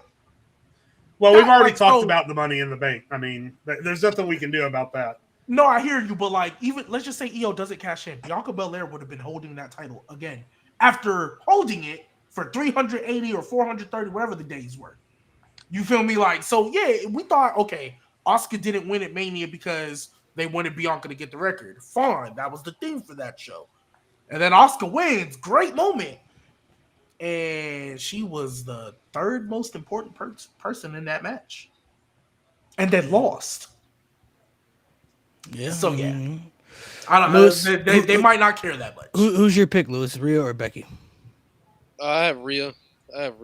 But like I said, if they throw the belt on Becky, I won't be opposed to it because you can make the argument that she's been the best woman WWE has had the past year and a half. Mo, what about you? Rhea. Y'all have laid out every reason why. Rhea. There's no reason for Becky to win. Alrighty, Rhea Ripley it is. Let's move on to another women's match. The other women's title match. Bayley versus Io. Come on, Malik. This is your match, bro. Glaze. Come on. He said This is your match, bro. I'm gonna go last. I'm gonna let y'all go first and see what y'all say first. So I'm gonna go last. And I'm gonna go right before Malik because I want to hear what all y'all got to say about this match. So Mo, we'll start with you. Let's you first. I was going to say I'll go first because I kind of already said what I was going to say. The Did you build say up your for this catchphrase? match- I don't think that's needed right now. I think Bayley and Io, with the story they have and the abilities they have, Bayley and Io are more than capable of putting on a banger of a match. I'll just admit that. The thing of the matter is, again, it doesn't feel like Bayley has as much momentum as she should for a Royal Rumble winner. I mean, most of what they've done with her, if she's been out in front of the crowd, she's been getting her ass kicked. The only success that she's had is backstage segments. So I need, and this is another one, I guess both women's matches have me feeling this way. I need to see what happens on SmackDown. I need Bayley to be out in front of the crowd, and I need her to get some kind of one-up on Io. I need some kind of heat behind this rivalry because this has been extremely disappointing. My pick is Bayley because I think that's the right decision, but because this booking has been, in my opinion, so atrocious between the two, I don't know what's going to happen, and SmackDown may change my opinion. So, yeah, I'm picking Bayley for now just because I feel like that's the right decision. In my opinion, I don't know, Jade. I fail to see how the booking has been like atrocious. I think the storyline has been told. You can go back and you can see hints of it. It's paid off. Like, I don't know. I guess this stage of it, I guess I could kind of see, but I think most of what you're experiencing is because of the storyline is, let's be honest, is being overshadowed by the main event storyline with Cody, Rock, Roman, all of that. You know what I'm saying? So I feel like this is Bayley's match to win, in my opinion. I feel like this match is gonna have the same feel to it, like not the feel to, but the same like chaoticness as the Bloodline rules match for Roman and Cody. And I think Bayley takes it. I don't see a world where Io wins this match, in my opinion. But even notwithstanding Rock and Cody and Roman, my point is, if this whole thing has been about Bayley separating herself from Damage Control and stepping back into the spotlight, who was in the main event slot Friday night, Tio? Bayley or the rest of Damage Control? The rest of Damage Control. So, and again, I'm stoked for this 6-woman tag match, but when Bayley finally gets away from Damage Control and she's supposed to be standing on her own as the star, and we're getting backstage segments for 30 seconds with Bayley beating up Io, meanwhile the rest of Damage Control are featured in the main event for 30 minutes. It just, the booking seems backwards to me. Like, why are we focusing more on this story that we now have a 6-day build toward than we are the person who won the Royal Rumble? So what you're saying is your problem is the fact that the feud is a faction warfare. That's your problem. Like you think it should be more centered around Bayley. Right now, it feels like they're more prioritizing Jade Cargill than they do. Exactly, and I love Jade Cargill, and I'm stoked for the 6-woman tag team match. So maybe that's it. Maybe they're so enamored with their new toy in Jade Cargill that they felt the need to trump her out there 6 days before WrestleMania and overshadow the women's title match. But honestly, I think that was a mistake. I feel like if they were going to do this with Jade, it should have started weeks ago, because now you've completely overshadowed everything that's happening with Bayley and Io, and so now I really need to see some heat on Friday. So do you feel the same about Roman and Cody, like that match specifically? No, because Cody, it's a completely different animal, because Cody's been doing this since last Royal Rumble, right? But the thing is, like you said, like it's overshadowing the Bayley and Io match. So like, right? No, and I said stuff with The Rock. I said that last week, Tio. I'm already on record saying that The Rock shouldn't have been in. I mean, ask all these guys. I've already said on the channel, The Rock should not have been involved. If you want to do Rock, and this is exactly what I said last week verbatim, if you want to do The Rock versus Solo, I'm game. If you want to do a 30-minute Rock concert, I'm down. But if you're not going to ball up and just do Rock versus Roman, then Rock doesn't need to be involved with Roman. Period. Point blank. I don't like it. Anyway. Blackson, who do you got? I forgot what match we're doing. Damn it. Bayley, Bayley and Io. Sorry. My fault. No, we good. No. Already, bro. Bayley, that's the thing. Bayley has been an afterthought throughout this entire build, and it's kind of, it's bad. They didn't have her on any of the promotional material. I'm here in Philly. I'm driving past the stadium just a few minutes ago. Bad. I haven't seen Bayley's face anywhere. Seth is all over. You got to give it to Bayley, but I'm hoping that maybe this feud lasts another month or so, and we just move on. I'm just tired of this group of people. Bianca has been feuding with Damage Control for damn near 3 years. I'm done. It's been too long. I need it over with. You know what I mean? It's too much. Mo? Me? Okay. Yeah, I got Bayley here. I think they finally give her some sort of shine after she's been completely overshadowed by everybody that's involved with WrestleMania. Like Blackson said, she's not even on any posters. She's not on any promotional material. Like, I don't know why they're doing this to Bayley. If they have her lose, not saying she's buried or anything like that, but it's like, damn, she won the Rumble, she barely got any shine, and then you're going to have her lose too? After she carried the pandemic like she did? Like, come on, man. Lewis?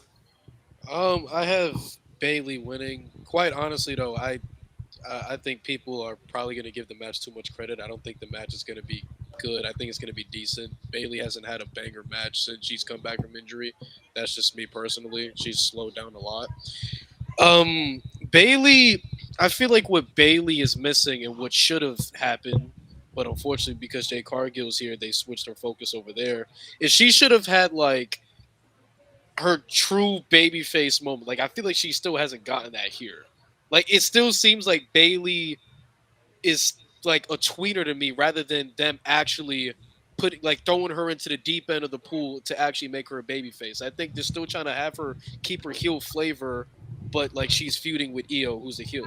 I don't know if what I'm saying makes sense, but I feel like they're not all the way in with Bayley being a babyface, and I fully feel like that's what's been holding back the build in the feud for this match, because you're having her put a pinky toe in being babyface. She hasn't been a babyface in like how long? Like 6 years or something like that? It's been a long fucking time. Yeah. So I feel like it's a little bit too late now. No, you just ride what you're doing, but that's what I feel like has been missing is Bailey having that true turn of a babyface rather than them trying to make it seem like she's like Adam Cole and tweening and shit. But yeah, I have Bailey winning. She deserves to win, but I mean, never know. So y'all remember about a couple months ago Maybe. when they were trying to make it seem like this should be the main event? And Lewis, remember when I said I don't think this ever had a chance of being the main event? Yeah, I agree with you. Yeah, no. Yeah, never had this a is chance. why. Yeah, this is why. They didn't book Rhea Charlotte correctly. Let's keep it a buck. Let's keep it a buck about these women builds. The last good Mania build they had for the women, title match or whatever, let's keep it a buck, was Becky when she was about to be Becky 2 belts. And even then they messed that up. Bianca and Sasha was Yeah, decent. Bianca Sasha was tough. I don't think it was. That wasn't good. That wasn't good at all to me. That build was not. Now, I think the magnitude of 2 black women about to main event a Mania, that carried itself. But the story they told on TV You're right. was agree. trash. You're right. They did that thing with the what's his name now? Scripps. Reginald. Oh my god, I forgot about Reggie, that. come on. That was Reggie. terrible. Just kept calling Bianca hell was I remembering? a rookie. They They did the can they coexist? Can they coexist? Like 2 weeks before Mania. That's why I never believed this would ever main event. CM Punk was here when Drew was here. I think Gunther had a better shot at main eventing over them because they don't book it right now. Also, to your point, Lewis, I don't think this match is going to be that good either. I think it's going to disappoint. Even though I love EO and I love Bailey as far as in-ring performers, EO, I'm sorry, gang. You ain't had a good match since Backlash when you faced Bianca. I'm sorry. You haven't. Bailey hasn't had a good Jade match since loves she's that. come back from And injury. who knows how long. Now, Jade, I'll give you this. EO, and the fact that it took last week for EO Sky to finally be an interesting character on TV is abysmal. She ain't been interesting since she won that title, and let's be real. Her last title defense was against Mia Yim. This match never had a chance to main event. I think it's going to disappoint. I wouldn't be shocked if this is the second match on the card. The death spot that no one wants. I would not be shocked. Oof. The build has been bad. I hope this turns into a Rhea Charlotte, where the build was atrocious, but the match was amazing. I hope that's what happens. I wouldn't put my money on it though. I do not believe in this at all. And watching last week, like I said, it took last SmackDown for EO to finally feel interesting. Like a threat. And for Raw Impact Radio, what he said about Bailey winning the Rumble, Bailey won the Rumble, but it still didn't feel like a big deal that she won the Rumble. Like it's like, oh, Bailey got the Rumble win, and like it's good for Bailey, but after that, the way how they handled the booking after that, it's just like aside from agreement. I'm saying like aside from her choosing EO, what other good segments have there been for this rivalry? I think the problem with that too, I think there was a simple fix for that. I think the breakup should have come before the Rumble. Because then you have all the adversity on Bailey before the Rumble. Then she has to eliminate everyone in Damage Control just to win it. Yes. I think that would have helped tremendously. I think they mistimed the breakup. Yeah, you're 100% right because That's a good point. remember they were trying to tease like, oh, Damage Control, we're gonna have all the gold because I'm gonna go after Rhea. When let's be real, not a single person in the world ever believed that. So in that case, you might as well just break them up now and do it later. So speaking of teases, they teased the breakup of Damage Control too much. Also, I think they did too much. They showed their hand several times in the lead up to this match. Like there were several times where you saw that Bailey was probably going to get kicked out of the faction. This should have been a surprise when it happened, but they did too much. You know what I mean? They did too much, and now it just doesn't mean as much. Malik, before you go, last thing, you know what would have if they would have broke up? They beat down Bailey, and she's the surprise entrant in the Rumble. That would have been amazing. She's off TV for like a couple weeks because they beat her down. EO out there talk about Bailey's done, Bailey's gone, we don't need her because Kairi Sane was back at that point. Yep, Kairi Sane was back at that point, so we don't need her. Boom! Instead of Liv Morgan being number 30, it's Bailey. Boom gets the Rumble win. While Damage Control's in the ring, they don't have to be the final 3 because I know Jade was there. But hey, you can eliminate them You could do the same spot, and boom, there you go. Everything works the exact same way. Yeah, and that alone, the build would be that much better just because of that.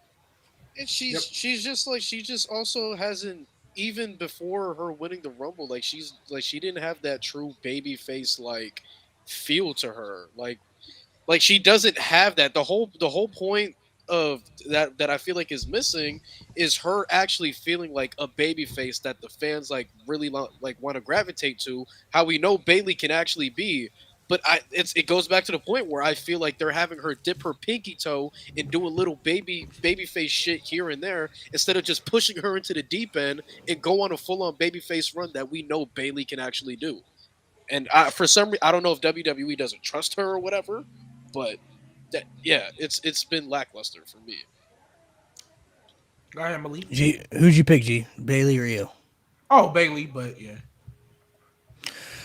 So the feud, I agree with everybody's been saying. It's been first of all, I never thought it was gonna main event anyway. I mean, the whole term of if you win the Royal Rumble, you're in the main event of WrestleMania has been dead for years.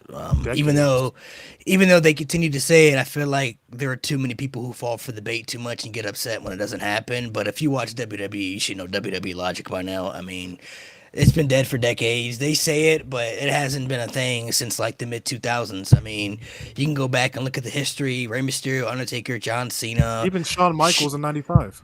Sheamus, Del Rio, you had Nakamura, Asuka, like all these people won the Royal Rumble and none of them were in the main event. Some of them even opened the show, you know what I mean? So that whole term of if you win the Royal Rumble, you're in the main event of WrestleMania. I get that it may be more upsetting to the women out there when they say it for the women's matches because there have only been 2 women's main event of WrestleManias, you know what I mean? So when you say it and then it doesn't happen, I understand the frustrations, but I mean, with Punk coming back, he was always going to be in the main event if he never got hurt. And then when The Rock came back, I think people should have known instantly he's going to be in the main event. So, I mean, I'm a little surprised there were some people out there who were upset as they are. Like, I never saw this match being the main event of WrestleMania just for the fact that you had Punk back, he gets hurt, then there was always The Rock back, and he's not going to be on the opening match. He's definitely not going to be in the middle of the show. He's going to be in the main event and the main event only. So, the build has been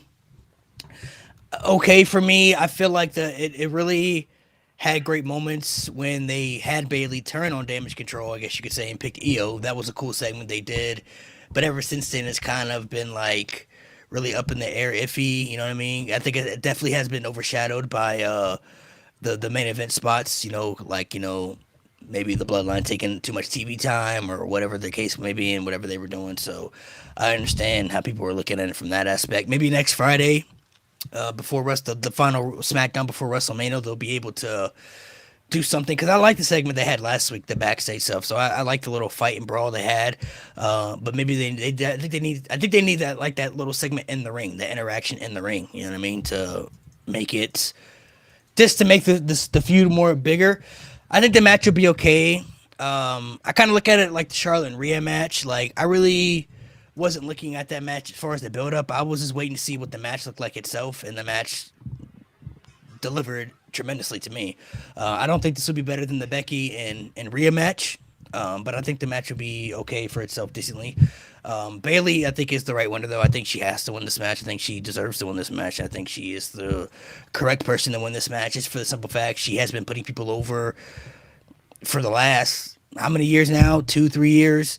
When she formed Damage Control, she was the most important person that felt in the group, and she was the leader, and she wasn't even winning matches. She was losing matches for the group, was the only person in the group to never even win a championship. So I feel like if they're going to turn her into that babyface, she needs to win the championship and then have the feud against the group that she built if she's going to try to tear it down. You know what I mean? So I think that's the story they need to tell with her, especially now with Jade, Naomi, and Bianca having their stuff. She kind of has, I guess you could say, quote-unquote, backup, and she has people that she could kind of rely on if she can get Bianca's trust. And you could also use that into a story. Maybe Bianca doesn't want to trust Bailey, and that turns Bianca to turn heel on Bailey. You know, you could use so many angles with that aspect. So I feel like Bailey is just the right person to win this match. I think EO's run has run its course. It hasn't really been that great. And that's the one thing that I kind of hope they do if they once they start kind of rebuilding everything after the draft, I kind of hope they start refreshing some of these championships, especially for the women, because there haven't really been too many great women's storylines that haven't involved championships, and haven't really been too many great championship runs. Other than like, there've been like Bianca, Rhea, but like it's either like one or the other. You never get both. You either get one champion who's doing really good, the other one's kind of falling off the earth, or or they're both kind of afterthoughts. So I'm hoping that when Bayley, hopefully she wins the championship. I'm hoping that they're able to kind of use her as a top babyface and use her to give momentum to. She didn't have to have the championship long either. She didn't have to be a long champion, but I feel like they need to really solidify themselves to get a really top babyface. Because even though Rhea's getting cheered, she's supposed to be a heel. I think they need a really top babyface that is supposed to be a babyface to get pushed as that, to get the proper reaction from the fans to have a good run as a champion.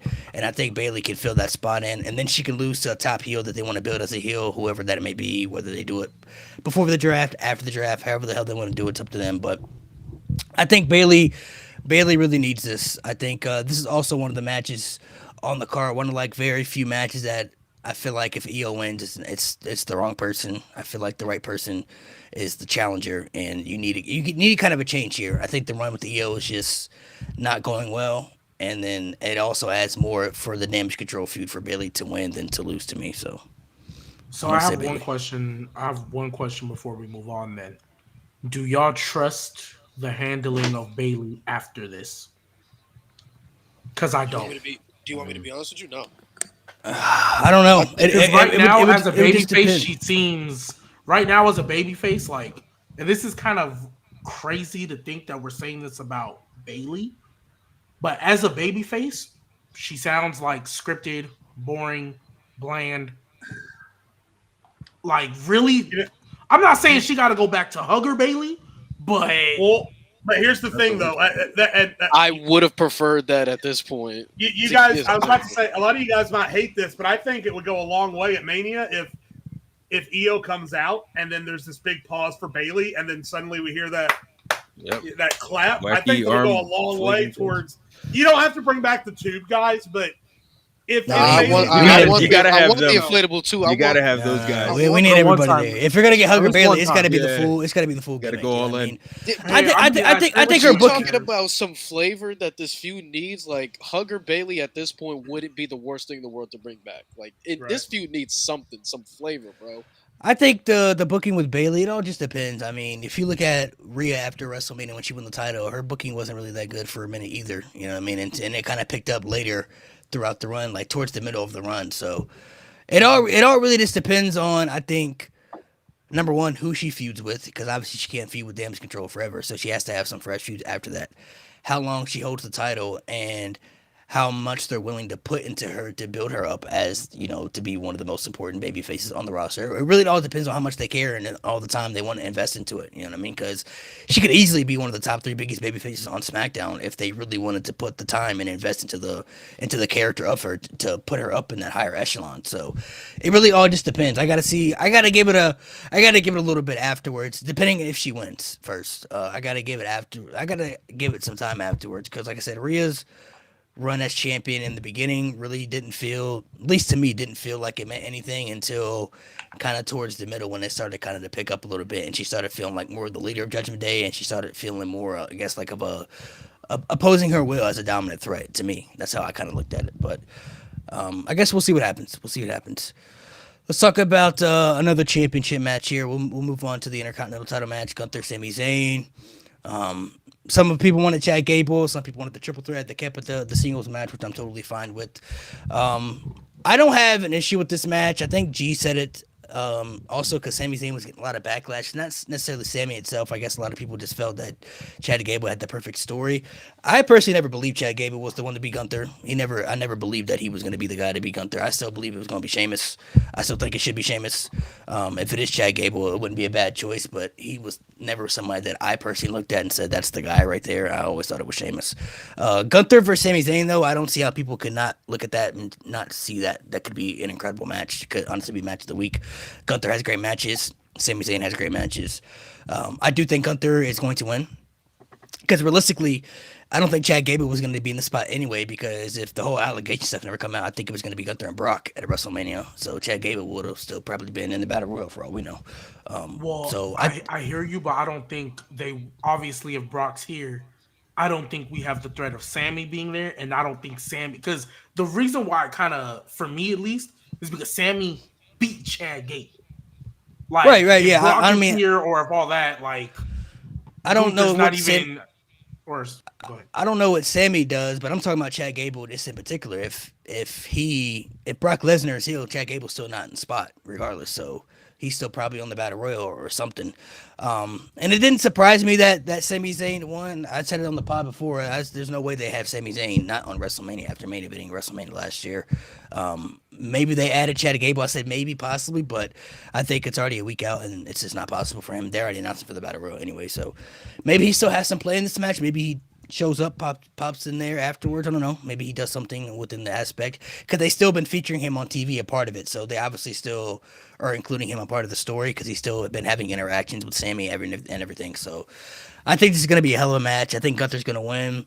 I think this is going to also feel kind of, I guess they're going in the direction with like underdog Sami Zayn again, because that's how I kind of felt when he was in that gauntlet match. It was kind of giving me NXT underdog Sami Zayn vibes of digging down deep, not giving up, trying to find will to prevail. And I think the match with Gunther is going to test to that, where for the people who never saw Sami Zayn like in 2014-ish, 2015, around that time in NXT, when Sami Zayn would be in matches, he would pretty much get beat up through majority of the matches. Sometimes he would prevail, but majority of the time he would always lose, and that ended up giving him more sympathy than anything, which built him up to be a top babyface in NXT for a while. I think you're going to see a lot of that with Sami Zayn in this match. I think he's going to get beat pretty bad. He's going to have his comebacks. He's going to show his will, his grit. But in the end, I think Gunther is just going to be too much to... I think Gunther is going to be too much to overcome. Because honestly, at this stage, I'll be honest, I think Sami Zayn beating Gunther to me would be more shocking than if Cody beats Roman. I really would be surprised if Sami Zayn wins this match. I just don't see any... I don't see any scenario with him winning this match, nor do I think he should win this match. So I think Gunther is taking it. Yeah. I think Gunther is taking this match. I don't think for me, man, with Sammy, I think, bro, Sammy, this whole thing with Sammy it's the fact that even if he does beat Gunther, like the IC title is something that we've been there and we've done that with Sammy. I think at this point in Sammy's career, it's all about a world title. And they were even pushing that before, like way back in like the end of 2023, he was pushing like, yo, I will be a world champion. So I think that's why, in my opinion, I think Sami Zayn might win the Money in the Bank next year. In my opinion, I think that's a good pick to win the Money in the Bank. But at this point, for me, I need Sami Zayn in the world title situations. So I think Gunther takes this. It's going to turn Gunther to like, he's going to go into a whole nother level than he already is in. I still think there's a very real chance that Chad Gable still takes it from Gunther. Like Malik said, I was always stuck on Sheamus beating Gunther, but like they separated Sheamus and Gunther to two different brands. So I was like, wow, it's really not going to happen. So Chad Gable became that guy for me. I think this match might end up being probably I wouldn't say the best match of the show, but it's going to be in that top three. This match is going to be insane. This match is going to be amazing. And I really just want Sammy after this to just get into some world title stuff. I need world title Sammy, in my opinion. How soon do you want him winning that? World title,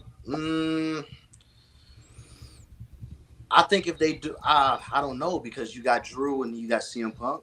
It's really difficult. But I think at this point in his career, I don't see the benefit of Sammy going back to an IC title reign, in my opinion. And I agree with you. I guess my thing why I asked you so soon is because I'm also not going to believe Sami Zayn going after a world title when he couldn't win the mid-card one. You know what I mean? I know Gunther's different. Yeah, so that's why he can get away with it. But it's kind of the same thing, because you look at I ask you this, G baby. How you feel about Drew McIntyre? He obviously he was the replacement, because I think it would be him and Sammy if CM Punk didn't get hurt. So I think he did good. But what also helped Drew, he's beaten guys that they're considering main event talent, a That's la true. Cody Rhodes and That's true. Jey Uso. Like, so that kind of Uso helps already his been case. If champ. he would have He lost to beat, Cody Rhodes, yeah, I wouldn't have been. I don't know if I'd still feel that's like fair. That's fair. you know what I mean. Yeah, So because he beat Jay dang near clean, right? So yeah. yeah. Sammy's booking has been all over the place in the build for this here. I thought that he was on a losing streak, and then because I was about Nakamura to beat him, say and I that. was like, bro, Nakamura beats no one. Nakamura beat Facts. Sami Zayn. He came right back the next week and beat Nakamura. So I have no idea what they're doing with Sami Zayn. I don't think that his story is that he beats Gunther. I think Gunther should whoop his ass. He should be a total, like, just a complete, maybe even like take him out for a little while after this match. And maybe that's the reason for Chad Gable to get back into it. And in terms of who I would like to see dethrone Gunther, yes, Sheamus is my all-time number one for that role. Or Kaiser. I wouldn't be upset with Kaiser doing it either. So that's me. I think I'll be upset if fucking Ludwig Kaiser of all people beats I, Gunther. honestly, I'd be you might down. as well call Ilya up, bro. I ain't trying to see At that point, Ilya. yeah, I'd you love might to as see well. I'm Kaiser actually do with it. that. I ain't Kaiser's trying to super see. star. I ain't trying to see Ludwig, man. You mean to Kaiser's tell me? superstar, You mean to brother. tell me guys like Drew, Sheamus, fucking Jey Drew's Uso, in the world championship picture. I said but Sheamus is my number Ludwig one. Kaiser does? Sheamus my number Yeah. one. Kaiser, brother. let me jump in here And I love because Ludwig. no joking around. The sad thing is they've done more storytelling between Ludwig and Giovanni over Giovanni being a fuck up than they have Sammy even coming close to beating Gunther. So I don't think Sammy's going to beat Gunther. This is the one match on the card. There's always one. This is the one match on the WrestleMania card. It was a couple years ago. It was Edge and AJ, and then we had Damian Priest. Right there's always one match on the card where you look at it and say, you know what? There's going to be some fucking shenanigans in this match, and this is the one for me. I think it's going to be a banger for about 15 minutes, and then I think there's going to be either some ref bump shenanigans or some distraction shenanigans. I think what might happen is that the rest of Imperium comes out and tries to distract the referees, like, hey, get out of here. And then while he's busy with them, Chad Gable gets in and gives Sammy the fucking big German suplex. That continues the story. And then maybe Sheamus comes out and gets a pop afterward and faces down Gunther, something like that. So, long story short, regardless of what shenanigans occur, I am picking Gunther. I don't think Sammy wins the title here. And yeah, I think there's going to be some shenanigans in this one for sure. I don't know if I'm ready for heel Gable, so I hear you now. I don't know if I'm ready for that. I feel like that would be almost a wasted opportunity if you turned him heel. I don't know. I'm ready for it. I don't know what it is about it. I guess because I love Perk Angle so much. That is Baby Pert. That is Baby Pert. So You ready for all Perk this Gable? time. Perk Gable's crazy. I'm ready for Perk Gable. Hey. This really should have been his thunder. hey, wait, hold up. Perk Gable got a nice little ring That to does it. have a good Gable. Perk I Gable's crazy. do like that though. He should have been Kurt Angle's son. I'm still not over that. Like Jason Jordan, are you? Jason, Okay. no, bro. Jason Jordan, No, bro. they should. There's We didn't connection. see his actual dad on No. NXT. There's a connection there, bro. There's a connection. Yeah, Y'all him know, and Charmel, bro. Charmel, bro. Come on, bro. Y'all don't see the. No Y'all words ain't to be said. Y'all ain't see the long term story. What you bro. mean, no word, Long-term bro? That's story. long-term storytelling, bro.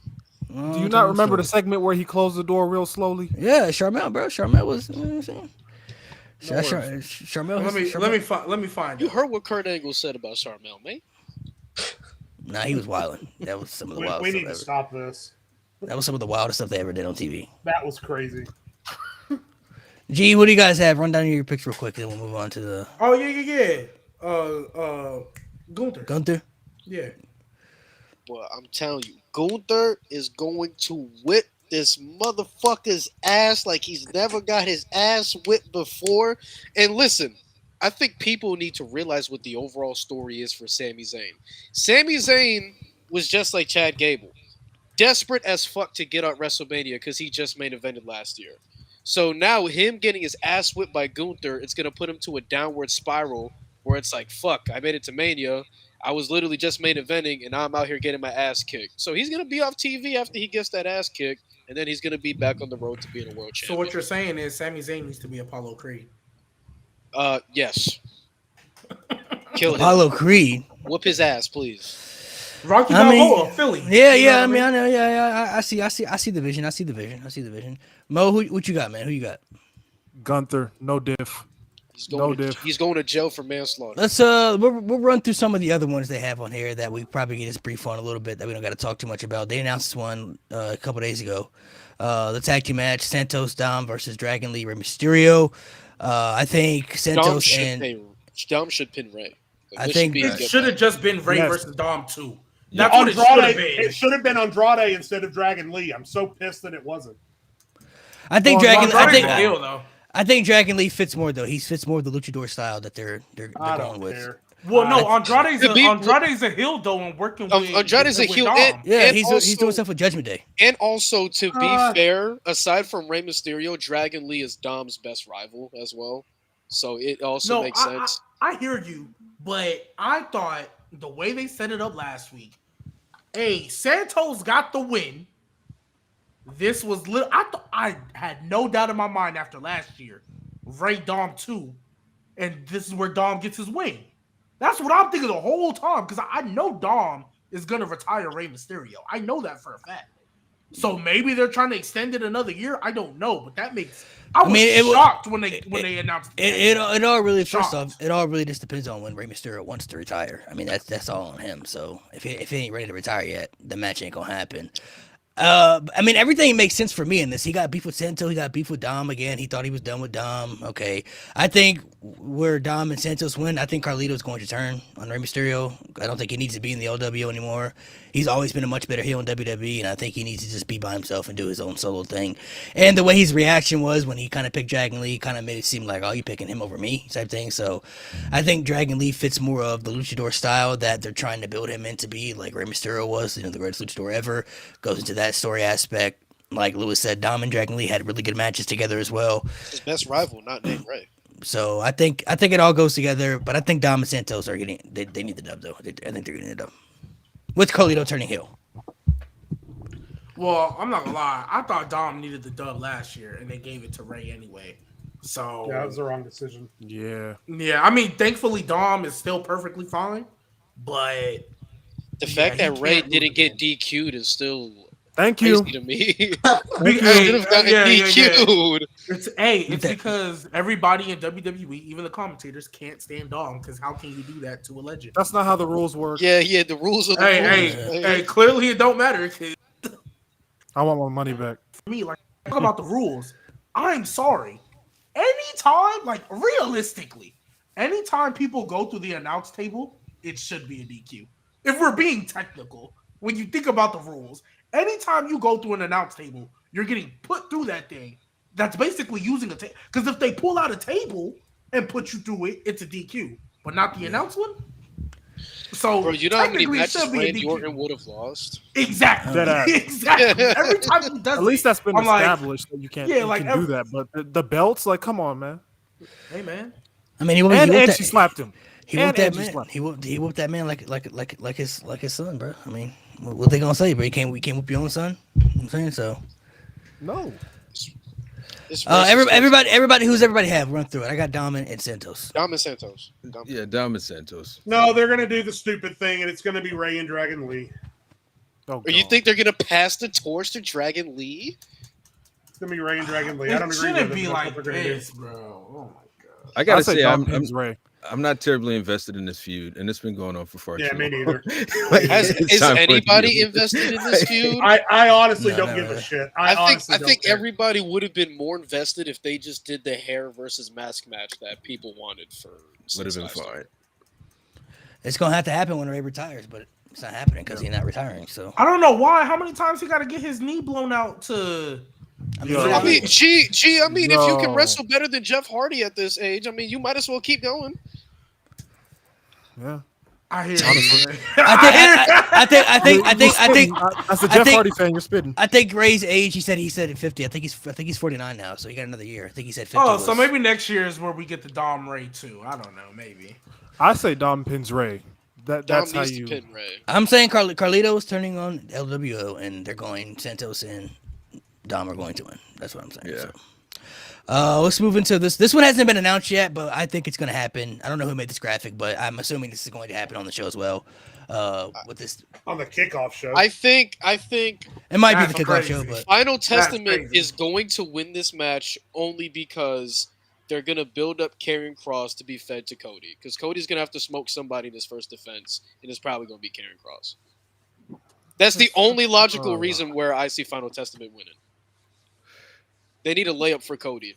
You think Karrion Kross is a main event level threat for Cody? Like, If he What runs- here's what I'm saying. I'm saying because you're not going to throw Randy Orton off rip to Cody. No. That's a SummerSlam build.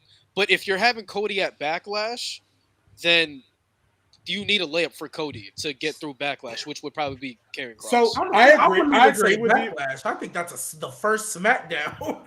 The first SmackDown main event. Open challenge. open Here's challenge. the, I'm here's the just thing, saying, though. bro. That's the only logical. Here's the thing, because I agree with Lewis, but here's the thing. This fucking faction with Lashley and the Street Profits has already been rendered completely obsolete because they should have stayed heels the whole time. They fucking flinched and made them baby faces again. There was no They point. should have ever been heels. The whole point to the Street Profits joining this faction was that they were stale. And now they're back to being stale again. They're the exact same thing they were before. And now Street Profits and Bobby Lashley and Fab have spent the better part of a month getting their asses kicked on live television. So now if they lose, then you're doubling down on this fucking faction being completely pointless. They are in a no-win situation here. No-win situation. I take your point. Honestly, I think you and me be on the same wavelength, man. I just want to give you. Hold on, I think the issue is they turned back babyface because they were getting Bobby Lashley was getting cheered. I think the fans don't want to hate Bobby Lashley, so I think Or the Street Profits. I think they need to Kofi, they can boo Bobby. I think they need to separate. Honestly, probably separate them as a group. I think the Street Profits need to go themselves as a heel and just keep Bobby as a babyface because. No, I disagree. I disagree with that only because yes, I hear you that they were getting cheered, but Bobby himself, when he was the heel, got cheered when he won the championship, and he was still doing heel stuff with MVP. So yeah, because people felt like that was his moment. He deserved that moment. No, you're right, but I'm saying he was technically a heel his entire run and was still getting cheered. So right now, So why does it matter now? Yeah, exactly. Like, yeah, he can get cheered, but you like Roman's peak was getting cheered too when he came out, but when it was time to be a heel, you were heel. That's like Bobby and the Street Profits. Jade said it perfect. The whole point of the Street Profits going was supposed to give them a character change, make them heel. And because remember, Bobby Lashley was even while he was getting cheered, he was even getting on the Street Profits for not taking advantage of his distractions and being menacing enough. Right. You know They what I never mean? had a plan. I think they look at Bobby Lashley the same way with Randy Orton. It's just like even if you do turn him heel, the people they're gonna cheer him no matter what. They're at the stages in their careers where nobody's gonna want to hate these guys anymore because of which how is they've been fine, established. but I don't think that should be an excuse to stop the momentum you were building. No, I'm not saying you guys are wrong. Keep it going. If the people are cheering it, fuck it, just keep it going. Like, you know what I'm saying? But I get what you're saying, but that shouldn't be a reason why you stop. Yeah, and I think maybe, and this is the last, like literally the last saving grace they have. Maybe because like I think they're gonna lose the Final Testament as well. Maybe this is the shot injection that they need to be like, you know what, we tried it, it didn't work. Let's make them heel, and there's a draft coming up. They can easily go back to Raw and attack whatever. They can be the ones to beat Awesome Truth. I don't care. Like, they can be the ones to... Because I don't think Awesome Truth need a long reign. If you make them heel, it's been a big minute since the Street Profits have been champion. That's the only way they can save this group. Because if they don't, my goodness, I never thought I would be here saying heel Street Profits versus jobbers, DIY. bro. Yeah, that'd be fun. Love Heel Street Profits versus DIY at SummerSlam. Love that. I think I'm going to pick Lashley and the Profits. Honestly, I think they're winning. I don't know, man. I think they're gonna give him the win just to feed Karrion to Cody at Backlash. Karrion Kross. I don't think Karrion is a threat to Cody, but neither was Ricochet for Brock Lesnar. So you're gonna have to get a layup somewhere. I hear think you, I think but I the don't even I think think- the only reason I see the Street Profits and Lashley winning is because Karrion Cross loses, not only loses everything he's in, but they still do stuff with him after he loses, and it kind of all makes sense when I kind of all add shit up together a little bit too. Like these are the Yeah, reasons but he's Triple doing H things. love him. Triple H love him some Karrion Cross. And let's be real, I feel like the Street Profits winning and Bobby and them, it does nothing for them. If they win, I feel like they are at least That's the what I'm final saying. They're in a testament. no-win At least situation. AOP can elevate if they beat them. You feel me? Like People don't want to admit it as much as people like forget your opinions about Karen Cross. This win would feel a lot more for the final testament. Because say what you want, is Karen Cross a threat to Cody? Yeah, no, he's not. But he would be in a much better position facing Cody at fucking Backlash than he's been the past year and a half. and Bobby right now is in no position at all. Like And Bobby's win or in lose, no position. win or lose, they stay in the same spot. Exactly. Like, they have Final nothing to Testament, gain from this they win. at least have some gears going. Like you said, AOP would be in a much better spot. Like AOP Yeah, facing Awesome Truth at Backlash, I might with it. I don't know. What about the rest of you guys? I'm going Street Profits and Lashley. What do the rest of you guys have? I'm going the Final Testament. I mean, if they're gonna give it a chance and actually build Karrion Cross, personally, I've never cared for Karrion Cross, but if they're gonna, fuck you too. If they're gonna build him up, you might as well give him this WrestleMania win, right? Yeah. I'll go. Bald Karrion Cross was better, by the way. I'll go Final True. Testament. I'll say that, bro, they've never had a plan for Bobby and the Prophets. The fact that we're still calling them Bobby and the Prophets, I know the graphics said the Pride, they don't have a name. Yeah, The yeah. Final Testament at least has a name for their They faction. should've They just never been named the Hurt damn Business. faction. They did everything to Street neuter. Business. They did everything to neuter the faction and make them shitty. Switch them up, you know what I mean? Go ahead, jump them over to Raw and have them turn heel and run roughshod. But for this, fuck it, Karrion and them got it. Yeah. Yeah. Final Testament might take the win on this one. There's a chance that they lose, but they might take the win on this one. All right, let's move into this match right here: brother versus brother, Jimmy versus Jey Uso. We got a couple more we got to run through. They've obviously been building this since last SummerSlam. I think we all kind of knew that when Jimmy turned.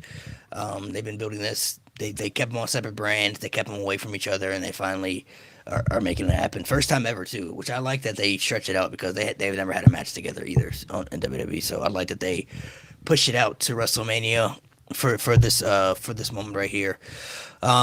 Jay, one of the biggest baby faces in WWE right now. Jimmy, one of the most unrealistically goofiest heels in the WWE right now. I'm excited for this match. What does everybody think about it? Who do you guys have, and what do you guys think is gonna happen? I'm split because I don't know if they're gonna do like the one match, right? Just one off and then kill off the feud, or they're gonna do like a trilogy type of thing. If it's a trilogy type of thing, I think we can give the win to Jimmy.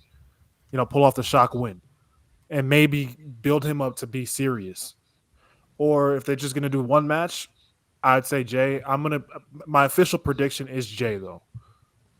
I think they give him that big WrestleMania win. Okay. I got Jimmy. I got Jimmy winning this one, man. Give it to Jimothy. I think that Jimmy is a great promo. I think he showed that the other day against Jay. I hate to say it, he's a better promo than Jay. You know what I mean? He should really be elevated to that upper echelon. I don't like that they're playing him super silly. I understand that that's maybe his backstage character. I got Jimmy winning it, and I hope that hope that's the way it goes, man. Jimmy's on point. I'll speak for Jade. Jade has Jay winning. For me, I'm with Mo. I have the same exact mindset as Mo. If they're doing this as just a complete one-off, give the win to Jay. If they're doing a trilogy, give the win to Jimmy.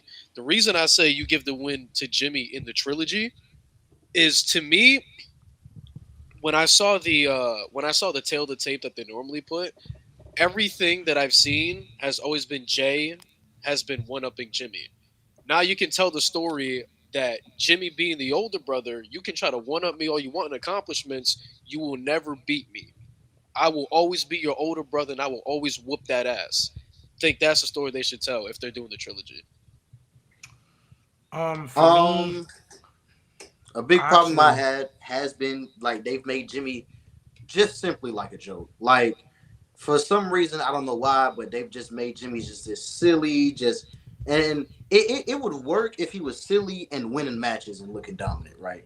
You've had Jimmy sitting here just being silly backstage guy, funny guy, and playing a backseat role once again to the Bloodline, right back in the same position while Jay is over here like going up against main event talent. You know what I'm saying? World title opportunities, war games, all this stuff. So, I do see them doing a trilogy. I don't know if they'll give the win to Jimmy at WrestleMania. I think I'm gonna say they're gonna play it safe. I think they're gonna play it safe and have Jay win, and then like the second match Jimmy's gonna win, and then the third match Jay is gonna win. But I do see a trilogy.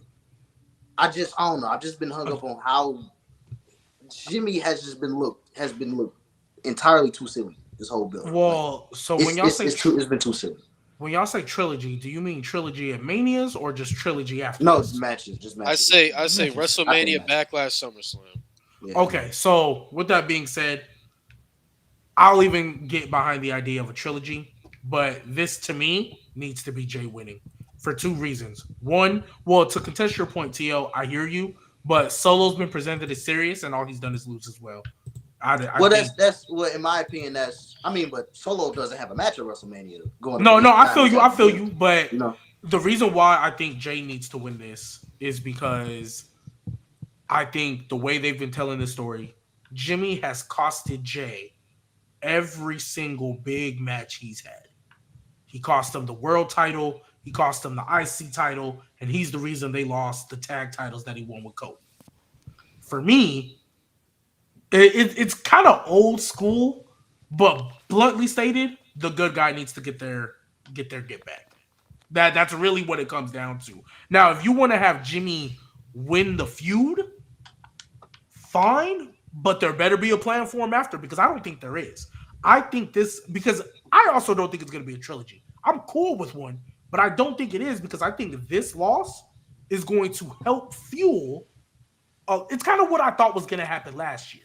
I thought Usos and Roman were all going to lose, and that was going to be like Roman kind of gaslighting, like, oh, you lost, whatever the case. You were the catalyst for everything falling apart, and then he beats down Jimmy. I think his loss to Jay is going to cause Roman to kind of go off on him, and, that's really when they're going to kick him out the bloodline again, and then maybe Jimmy and Jay can re-find each other or whatever, but I think this is going to be a one-off, and I think Jay needs to win it, because I think this is going to be the reason, storyline-wise, Jimmy gets kicked out the bloodline. So, even though I am Team Jimmy, I think Jay is going to win this match. I think for the reasons that G honestly just said, I think it's going to be the strike to kick him out the bloodline officially. At least to me, it should be. Because he kind of came back for no reason at this point. Like, he maybe came back to kind of needed the protection, didn't want to be by himself like Jay was, but they never kind of really acknowledged that fact. So, and the fact Jay is just one of the biggest baby faces they have right now, I think he gets the win and probably goes on to do something else, because the Usos aren't going to stay apart forever. Eventually, they're going to get back together. They've already kind of teased that a little bit too. Like, Jay say coming back to me, and Jimmy saying he never left and shit like that. So it's kind of like the love is still there within the brothers. It's just they having sort of different visions and different disagreements right now, where they kind of got to fight each other to kind of hash that shit out, you know what I mean, and move past it. So that's how I kind of look at it. So I got Jay for the dub here. We'll run through this one real quick too. The 6-woman tag match, which they announced last SmackDown. Raise your hand for Jade Cargill, bro. I mean, bluntly stated, all the black women are women. Damage Control doesn't win. They lost last year to old Trish, old Lita, and Becky. The same thing's gonna happen. And then it's like, I'm not trying to be funny here, but like, real talk, I don't think they're gonna have all the black women lose. Like, I just don't think. And Jade, you're not gonna have Jade losing her debut. Yeah, facts. So yeah, Jade's. You think this is a build for Naomi and Bianca to take them tag titles off of fucking? I think actually, I don't actually. I think Bianca and Naomi, even though they kind of came together, I'm expecting that to be a feud eventually. It would cook. It would cook. Yeah, I'm expecting that to be a feud. They could take the tag titles, but I mean, Jade, Bianca, and Naomi are winning, and Jade's gonna dominate and get the victory for the team and look strong and everything because she's gonna have a crazy push. So, we all got that one. Let's go to this one right here. We got AJ Styles, LA Knight. This match needs a stipulation, in my opinion, because this kind of resembles Randy Orton and Triple H to me. You can't have this motherfucker go inside your house and whoop your ass, and they can't. Like, there got to be a stipulation. And you added on to the fact that AJ Styles openly said that he's not pressing charges on LA Knight, so he wants to smoke with him too. You need to have a stipulation for this match. But it should be LA Knight. I agree with you, but I dead don't know who's winning this match. It should be LA Knight. AJ Styles doesn't have anything else left to do. I hear you. I still don't know if he's winning. I'm not gonna lie, because hey, you know what? It's kind of the same logic you said. Are they extending this feud? You think they're extending it? No, I think. Please, fuck no, please. Yeah, no, but I think see what them you doing said. I think what you said about what's it called? You feel like Final Testament's gonna win, so they're gonna feed him to Cody. They don't want to feed LA Knight to Cody. AJ Styles a great opponent to have. Wow. Give him At a win Backlash? before. Give him a win before. You know what I mean? That's what I'm That saying. would I don't work for me. know. I don't know who's winning would this cook. match. But you I think, also gotta think if you're building up LA Knight to eventually take the belt off of. I know. That's Are why you? I don't know. I don't Are you know. though? LA Now Knight has I'm not torn. won I like was- a major like match. I can't remember the last time he won like a really big match. LA Knight. SummerSlam, maybe. Oh, he beat Solo. I mean, That's not a big match. Everyone beat Solo Bruh. unless your I name's think, John Cena. I think we could agree it was. Hey, that's something John Cena couldn't do. Yeah, That's what Solo. I'm saying. Unless your name's John Cena, you can't beat Solo, I would say was his last big win because Solo hasn't been pinned by that many people on the roster. He's only been pinned by a handful of people. So I think LA Knight needs this win. He needs to win this match. He's been like back burner for the past however long. I got LA Knight winning this match straight up. I think LA Knight gets the win as well. I think the match will be fine itself. I think it's a good spot for LA Knight to be in, especially being there with somebody like AJ Styles, who has so much experience, and being his first WrestleMania. I think it gives him his big win and continues to kind of build him even further to winning a championship later down, later this year. I think last year they were kind of experimenting a little bit, maybe too much with him. Kind of, they didn't really know if they wanted to go with this guy yet or not. Really see what he was about, but they've continued to do great things with him. So I think LA Knight gets his big win, and then they continue to build him down the road for that championship. Oh, a Philly. It's in Philly. Call it a Totally Philly agree. street fight and keep it pushing. They That's got to what wear they should've done with the shiesties if it's a Usos. Philly street fight, man. That's what they should have done with the Usos. Yeah. Brotherly love. What's everybody else's? Tia, what's your prediction for Jimmy and Jay since you dipped out and then came back? I think Jay takes his dub. I think Jay takes the win in this one. What about? I'm sure you got Jay Cargill winning as well. Yes, Jay Cargill, Team Cargill. That's all you got to say, Team Cargill. And this one right here. What about this one? AJ Styles, LA Knight. What you got? I think LA Knight takes the dub on this one. I think I don't know. Maybe this was always the plan for LA Knight, but I think this is the fact that LA Knight is getting a singles match. He went from being left off the show last year to getting his own singles match is amazing, and the fact that AJ Styles at this point of his career is still getting a singles match at WrestleMania is once again amazing. I think these guys are gonna have a great match, but to keep building momentum, keep that momentum on them, LA Knight takes the dub, and yeah, that's pretty much all should happen. All right, we got one more match before we get into the main event. We got the tag team ladder match for the tag titles. I like how they structured this match. I like all the teams in it. It sucks because there are other teams that I think we kind of wanted to be in it that aren't a part of it, like the Profits, the Creeds, and everything. But I think all those people will be fine. The New Day, obviously one of the best teams ever. The Judgment Day or the Tag Champs, DIY is getting popular. And you have Austin Theory, Grayson Waller, which I think will be great as well. I don't know if you guys remember, like 2 years ago, Grayson Waller was in the North American title ladder match, and he did a crazy spot when he jumped up the ladder and shit like that. And I was there, so I mean, he's obviously, I think he's willing to take risk. Awesome Truth is getting popular, and then you have Pete Dunne and Tyler Bate as well. So I like the structure of this match and how everything is booked. I like all the teams they put into it, and I like that they just put a ladder match in general. Like I think it's pretty cool that they're giving the tag team shine. I think Triple H takes tag team wrestling way more seriously than Vince did. which is being shown because the tag team matches on all the PLEs have gotten great time, great chemistry, great matches, even on the main shows. I'm interested to see what people think of. There are some people think that there are going to be two teams grabbing two different belts to split up the tag titles. So everybody kind of has their own theory about this. G, before you head out, you want to throw out your Yeah. I was just gonna say, I get giving R-Truth his moment. I'm not really sold that it's gonna happen for whatever reason, but I get it.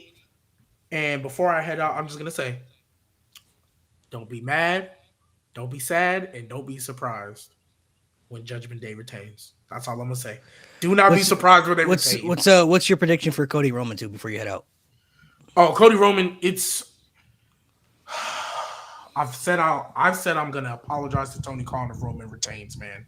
It's gotta be Cody. The whole point of Mania 40 is finish your story. That's the tagline for WWE 2K24. He's supposed to be this Rocky Balboa type character. Rocky Balboa slayed not Mad Dragon, my goodness. Ivan Drago when it was time. He beat Apollo Creed when it was time. He beat Mr. T Club Lang when it was time. It's time for Cody. He's got to win this. He's got to win this. But y'all be easy, man. Y'all have a good one. All right, so the tag match. What's everybody's thoughts? Blacks, what do you got, man? What do you think is going to win the tag match? I think there are going to be two separate tag teams that grab championships. I think the Judgment Day is going to be one of them, and I think the Awesome Truth is going to be one, and R-Truth is going to be further confused about where he stands with the Judgment Day. It's not a bad idea. It's not a bad prediction, honestly. It's not a bad idea. And it actually makes sense for the story too. It'd be kind of funny, Yeah. You know what I mean? Like he may. Although I want a full on Regeneration X entrance because they keep teasing Regeneration X. I want a Regeneration X video. I want a full entrance for Regeneration X at some point. But the question is, does R-Truth climb the ladder? He's afraid of heights too. So does he climb the ladder? Well, he almost climbed it in the Royal Rumble that one time. So he did. He went straight up. Yeah, he went all the way up there. Lewis, who do you have winning? Awesome Truth. You don't think they're going to split the tag title? You think it's going to be Awesome Truth? Awesome Truth. Mo, who do you got? I'm going to take the easy way and say Awesome Truth, but I do see the visual of Truth being an idiot and just pulling down the Raw titles. And maybe British Strong Style wins the other one. But I'm going to say Awesome Truth as a solidified answer. Okay. I think we all might have different answers here. Tio, who do you got? I got Awesome Truth. I think they grabbed on all the sets of titles because I think in the draft we will get a new design of the tag team titles. It's going to be a whole separate new design of tag team titles, which has been much needed. I could see them grabbing two different titles, but I think with the draft coming up, I do think they are going to because I've been hearing rumors for a while that they're getting new title designs, new names, and everything. So I think they're probably going to go in that direction. I don't think Awesome Truth is winning though. I think DIY is winning. I think DIY is winning the tag team titles at WrestleMania. I don't think Awesome Truth is going to win. I think they've been kind of put together just because Truth kind of needed somebody else to be by his side, and the Miz made the most sense for them to kind of be a team. But long term wise, I think Triple H. I mean, if you watch NXT, you already know how I feel about DIY and shit, man. I think they're gonna be one of the best teams that he's gonna have in a while. And they're starting to get really good reactions as baby faces, so I think DIY is winning the tag titles at WrestleMania. Now we can talk the most about what everybody's been waiting for. We got the main event, Roman and Cody 2. This honestly is kind of making me start to feel like last year. Like last year was very unpredictable as far as like what could happen, what direction they could go in. But it's a little bit different for me this year.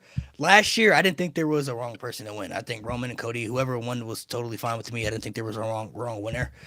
They've obviously built Cody up a whole year. He's won another Royal Rumble to get to the moment, and then it looked like it possibly was going to be taken away from him at one point too. So a lot of things have changed within the last year. Roman has had this run where it's like every time he's in this big matches, you think he's going to lose, and then he ends up winning every time. And it's just like, damn, like how much further can they go? And then they go even further. And he may have more shocking wins than anybody when it comes to the big title matches, because you have Drew Clash at the Castle, Cody last year. You had Edge at 1.2 at WrestleMania. People thought that was going to happen. So he's had all these moments when you thought it was going to be over, then it wasn't over. So everybody's always asking, okay, when's it finally going to be over? And I think this is the one match at WrestleMania where you're definitely going to upset a fan base because there are people who want Roman to win. There are people who want Cody to win. Everybody's kind of have their own opinions of like how it is in the middle. For me, I'm not going to be, because Roman and Cody are my two guys. I'm not going to be pressed if Roman wins. I'm not going to be upset, but I don't think this is his match to win. I think this is Cody's match to win. I think it's time to give Cody the moment to solidify him as the guy to be the champion and everything. I think Roman can do great things without the championship, and we've never seen him with the character without the title either. So it could bring different new aspects. It could bring new interest to his character that we haven't seen yet, that hasn't had the title strapped around him. Now the question is, does it still make him the tribal chief? We don't know because they've been saying in past promos that without the title, there is no Roman. So they could also add that into the aspect of the story if they wanted to play that into it. So there's many different directions they'll go into. I just feel like this is Cody's match to win as far as being built up as that baby face that they've really been looking for since John Cena, honestly, to be like that top baby face in the company. I think Cody has the perfect story. I think he embodies everything the WWE is looking for to be the next guy to be in that spot that WWE has been looking for. I don't think it has to be Roman anymore. Even if he's going to be around, he could still be the important factor to the company, but I don't think he necessarily has to be the champion anymore because I just don't necessarily see how they can push the agenda of his story out even further with him as champion that they already have done. And I don't know how many people he can continue to feud with that he hasn't already feuded with as champion. And not to mention, I think out of everybody at WrestleMania, I just think Cody losing just not does anything good for Cody Rhodes, in my opinion. I feel like that's really the end for it. I don't know if they can stretch it out even further because I don't think anybody really thinks Roman's going to lose unless it's at WrestleMania at this point with the championship run that they've had. So if it's not going to be at WrestleMania, we got to wait another year. And I don't know if they can push Cody's story out another year because there are some people who didn't think they was going to be able to push it out, to where they're at now, and it worked out. But for them to push it out another year, that's a huge gamble. That's a bigger gamble than last year. You know what I mean? Because Cody losing last year, okay, maybe they didn't have the long-term build-up they wanted. Let's see what happens. And Cody got more popular. He got more over.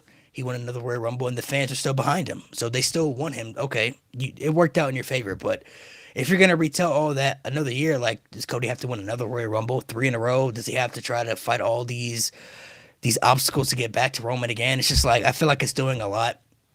And at some point, this man, Roman, has to lose at some point, man. He can't be champ forever. At some point, it has to end. He's had a great run as champion. To me, he's had the best run as champion that I've seen in my lifetime. I wasn't around for 80s and 90s and stuff like that. But for me, as far as WWE wise, he's had the best run that I've seen in the WWE as a champion. But I think he's done everything there is to do as a champion at the point that he's had. Like, he's reached all the peaks. He's beaten everybody.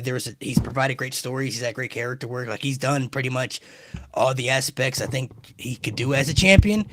And I think everybody always has that right person to come along at one point to be the person to beat them, to help make them a star. And I think this makes Cody such a big star.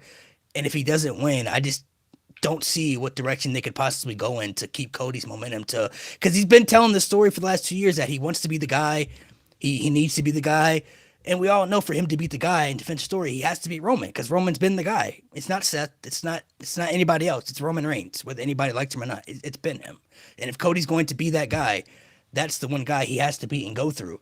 And if he can't beat Roman, he can't beat that guy. I feel like you're basically just telling this story with Cody where he's chasing this ultimate goal and trying to grab that brass ring, but he just can't. He can't achieve that. He's a failure at the end of the day. He can't achieve that ultimate goal. You know what I mean? And that's not how you really make a strong babyface. If you're going to make a strong babyface that you can rely on, that you want to be in that top spot, all strong babyfaces always, what they do, always achieve ultimate goals, and they always overcome the adversity to prove that they can beat the top talent. That's why John Cena was the top spot that he was in all them times, because he beat everybody in the top spot. He always found a way to overcome the adversity and beat everybody. He may have lost time to time, but when they come to the big matches, you can count maybe on 2 hands of how many big matches he lost when he was Super Cena. I'm talking about at his peak. You know what I mean? So I think this is Cody's match to win. I think Cody should win, and I think he's going to win. Last year I was kind of iffy of what's going to happen, but thinking about it all around, I just don't see any scenario that makes it look good for Cody to lose, to push out his story so Roman can get another achievement to break Hogan's record and all this stuff. Like, I just don't see how it benefits Cody in the end for him to lose after going through all this, winning another Royal Rumble, getting back to the main event, and then possibly losing night one to the Bloodline, having the Bloodline involved in the match. Like, there's just so much shit that he has to overcome and all the boundaries he has to push. I feel like it's time to crown Cody as the guy. They've been telling the story long enough. Now you just push him as champion because I think it's the right thing to do. So I think it's Cody's match to win, and I think he should be the winner. Yeah, and on top of everything that you just said there, man, I have to say that as someone who is not a Cody Rhodes fan at all, Cody Rhodes has done an excellent job of just bringing back the cool babyface energy. It's something that was missing. Top babyface energy from WWE has been missing for some time. Cody brought that back, and he did a great job at it. And it was really evident in Survivor Series when the 5 babyfaces didn't look, it didn't look hokey at all. It looked like these guys should actually be the top guys. As much as I desperately, Tio, desperately want Roman Reigns to walk away the Universal Champion, I have to pick Cody Rhodes to win this match. There's no way, as you said, there's no way that Cody could continue without. I can't believe in Cody if he doesn't win this match. He loses all credibility if he doesn't win. He's got to win this match, and but if he doesn't, I'll be cool. Yeah, I'm not gonna be. Cool with it. I'm not gonna be pressed. Like, I'm gonna make it clear. I ain't gonna. Roman's my guy too, so I ain't gonna turn. Roman's my guy. I ain't gonna turn on Roman. Yeah, you know what I mean? Because he beat Cody. It just, as a realistic fan, I can look at this and say this is not his match to win. This is Cody's match to win. It's his time to get that achievement. You know what I'm saying? It's time for Roman to give him the torch. Okay, and like I said, we've never seen Roman play the gimmick without the title, so it can add. It just adds different. It adds something, I guess, new and fresh. It's intriguing. A new WWE. Yeah, it adds a new element, I guess you could say. So, Lewis, who do you have on here? You've been saying Roman. I don't know if you're being serious. I've actually been serious every time I say Roman. I still think Roman's gonna win. You know my reasoning why. I'm not gonna choose. I'm not gonna believe Roman's losing until it actually happens. Like, I'm with that at this. But you do think Cody should win, right? I think the Anoa'i family should go far away as fucking possible and leave us alone and get out of the screen, and Jimmy and Jay are cool, but Roman can take his bald bitch cousin and go somewhere. But no, I think Roman. Realistically, let me ask you: if Cody loses, what does it do for Cody if he loses? Absolutely, goddamn AEW new contract. But he just signed. He's stuck. Here's the thing. Like, I'm not saying Roman's gonna win just because I'm not one of these people where I fake hate Cody. I think Cody should be the champion, but based on Roman's booking, there's just still no reason for me to go against Roman. Like, he hasn't lost in a one-on-one setting. Like, it's just kind of hard for me to go against that. I said last year Roman would win, and people looked at me crazy, and I'm doing it again this year. Like, there hasn't been anything moving me, especially with this build, pertaining to Cody and Roman, that Roman's gonna lose. Like, so you don't see Rock turning on Roman, or anything? You just feel like Roman's just too strong of a champion? I wouldn't say that won't happen, but I'm also saying I wouldn't put it past WWE to keep Roman's thing going. I said in the chat, I can see. If Roman wins, Cody's done. Like, you can get him out of the picture. He's fucking done. But I said in the group chat, I do see a scenario. I don't think it'll be good, but I do see the layout where they could stretch out Roman until next year's Mania for him to face off against Maivia for the title. I don't think it'll be good. I don't think it'd be a good year, but I do see the map out though. So I have Roman winning, but I don't. Yeah.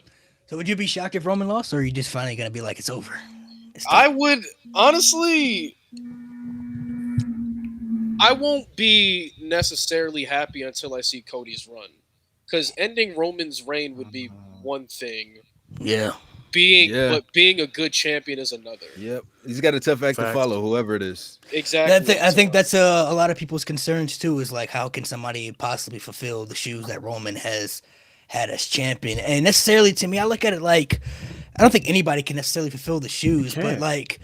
like somebody had said this in my comments a minute ago, and somebody was like, "Well, it doesn't make sense for Roman to lose because Cody's just going to continue to feud with people that Roman's already beat." But I'm like, who else is he supposed to feud with? Who is he supposed to just make up people? He supposed to just invent people on WWE 2K or something, and then like try to create them in real life to make Cody like every champion you can think of has always feuded with the same people. How many times you see John Cena fight Randy Orton for the championship over and over again? There was a time and period where they flip-flopped the title back and forth in 1 year. You know what I mean? Like, of course, Cody's going to have to face the people Roman's already beat, but it's a different story. It's not the same story that these people were facing when they faced Roman. Cody is not Roman. They're two different characters, two different type of people.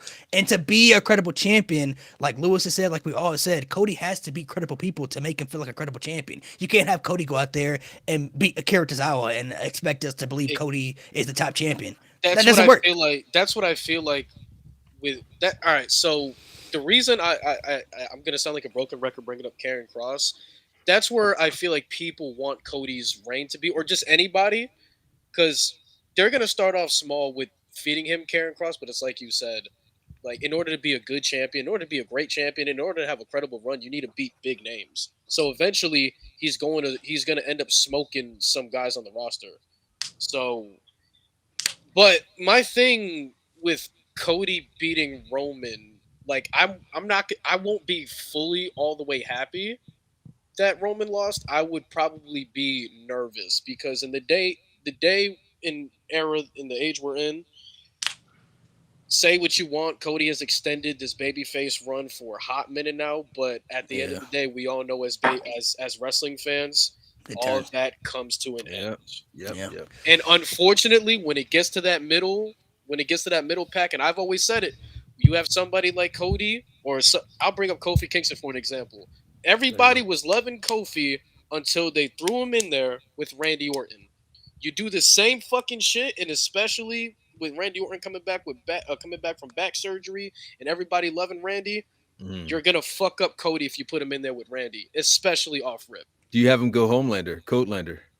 I would love for them to go. I think Cody would do amazing, but I think Cody is a little bit too hot for him to be Homelander right away.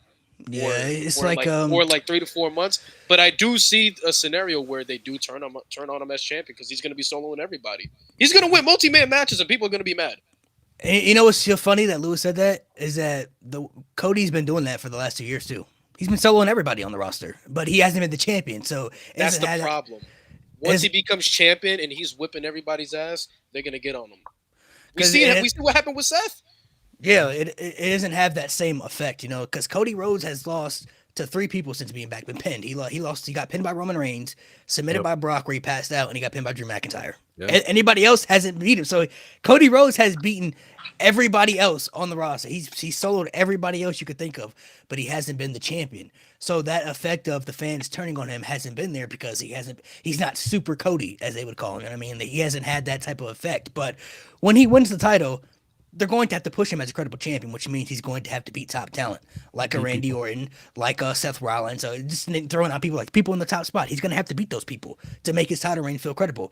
And they're going to probably turn on him too because now he's the champion, but he's the champion also beating people. And now they're going to feel like, oh, now he's winning all these matches and everything. But I'm going to bring up the fact he's been doing it the last 2 years. Nothing has changed. He's just now the champion. So yeah, now he has the belt.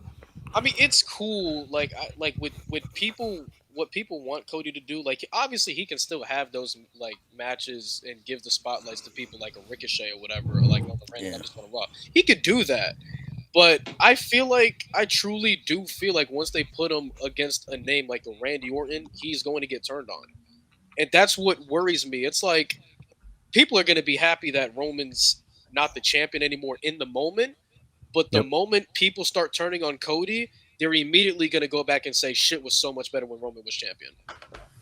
Do you guys, before Mo and Tio give their prediction. Let me ask you: do you guys feel like with this run that Roman has had, do you feel like there are people who are just too comfortable with this man being champion? Who That's feel like, exactly what I think. The That's problem is those exactly people what are sponsors and folks that are advertising with the company. Those are the ones that are most I'm comfortable. talking I'm talking about Jim.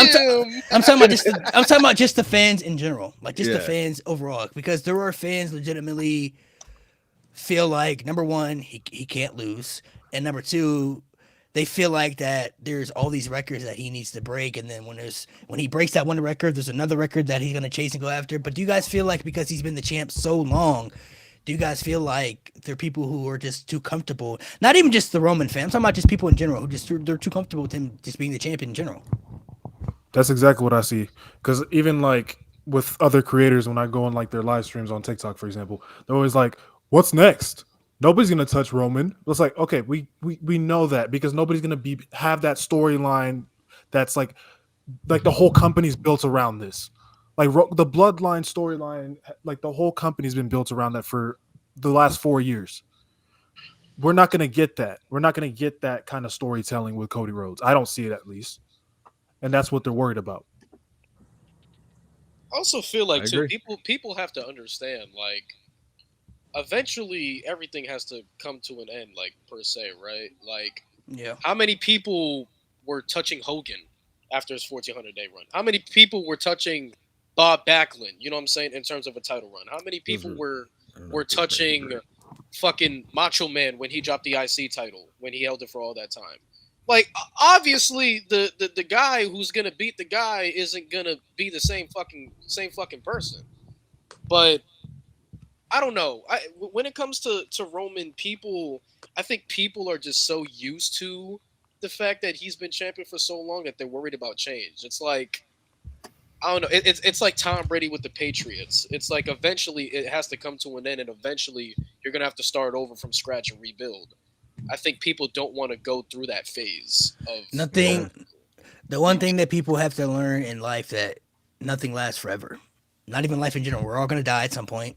Life goes on. The circle of life. Nothing lasts forever in this world. Literally nothing. So at some point, Roman has to lose. Like he just has to at some point.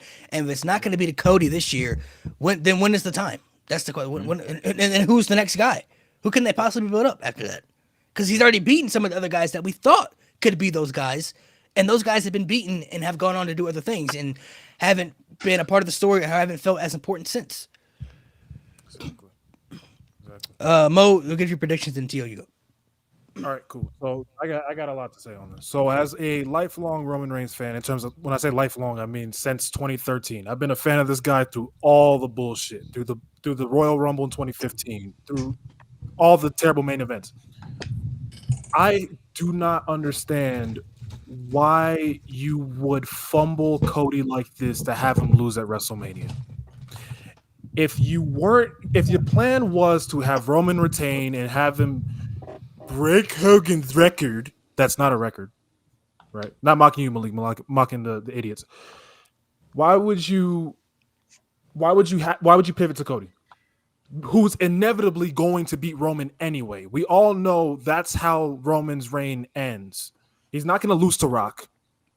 Rock's not going to be champion because let's say Roman retains this year.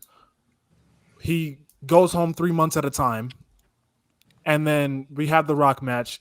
He wins. Who's next? We're not going to have Cody win a third Rumble.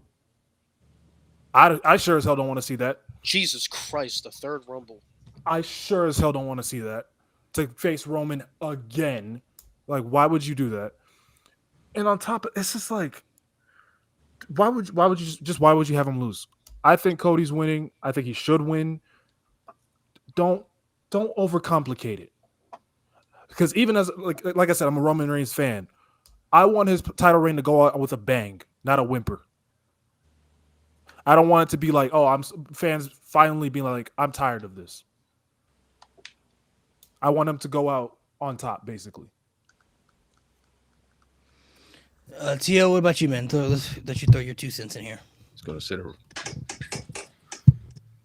Throughout this past year, I think we have seen why this Roman Reigns title reign. I think we've seen why the days on the title reign is numbered. This year has been a rough year for Roman Reigns' title reign. Like 2023 as a whole, him not being there the most.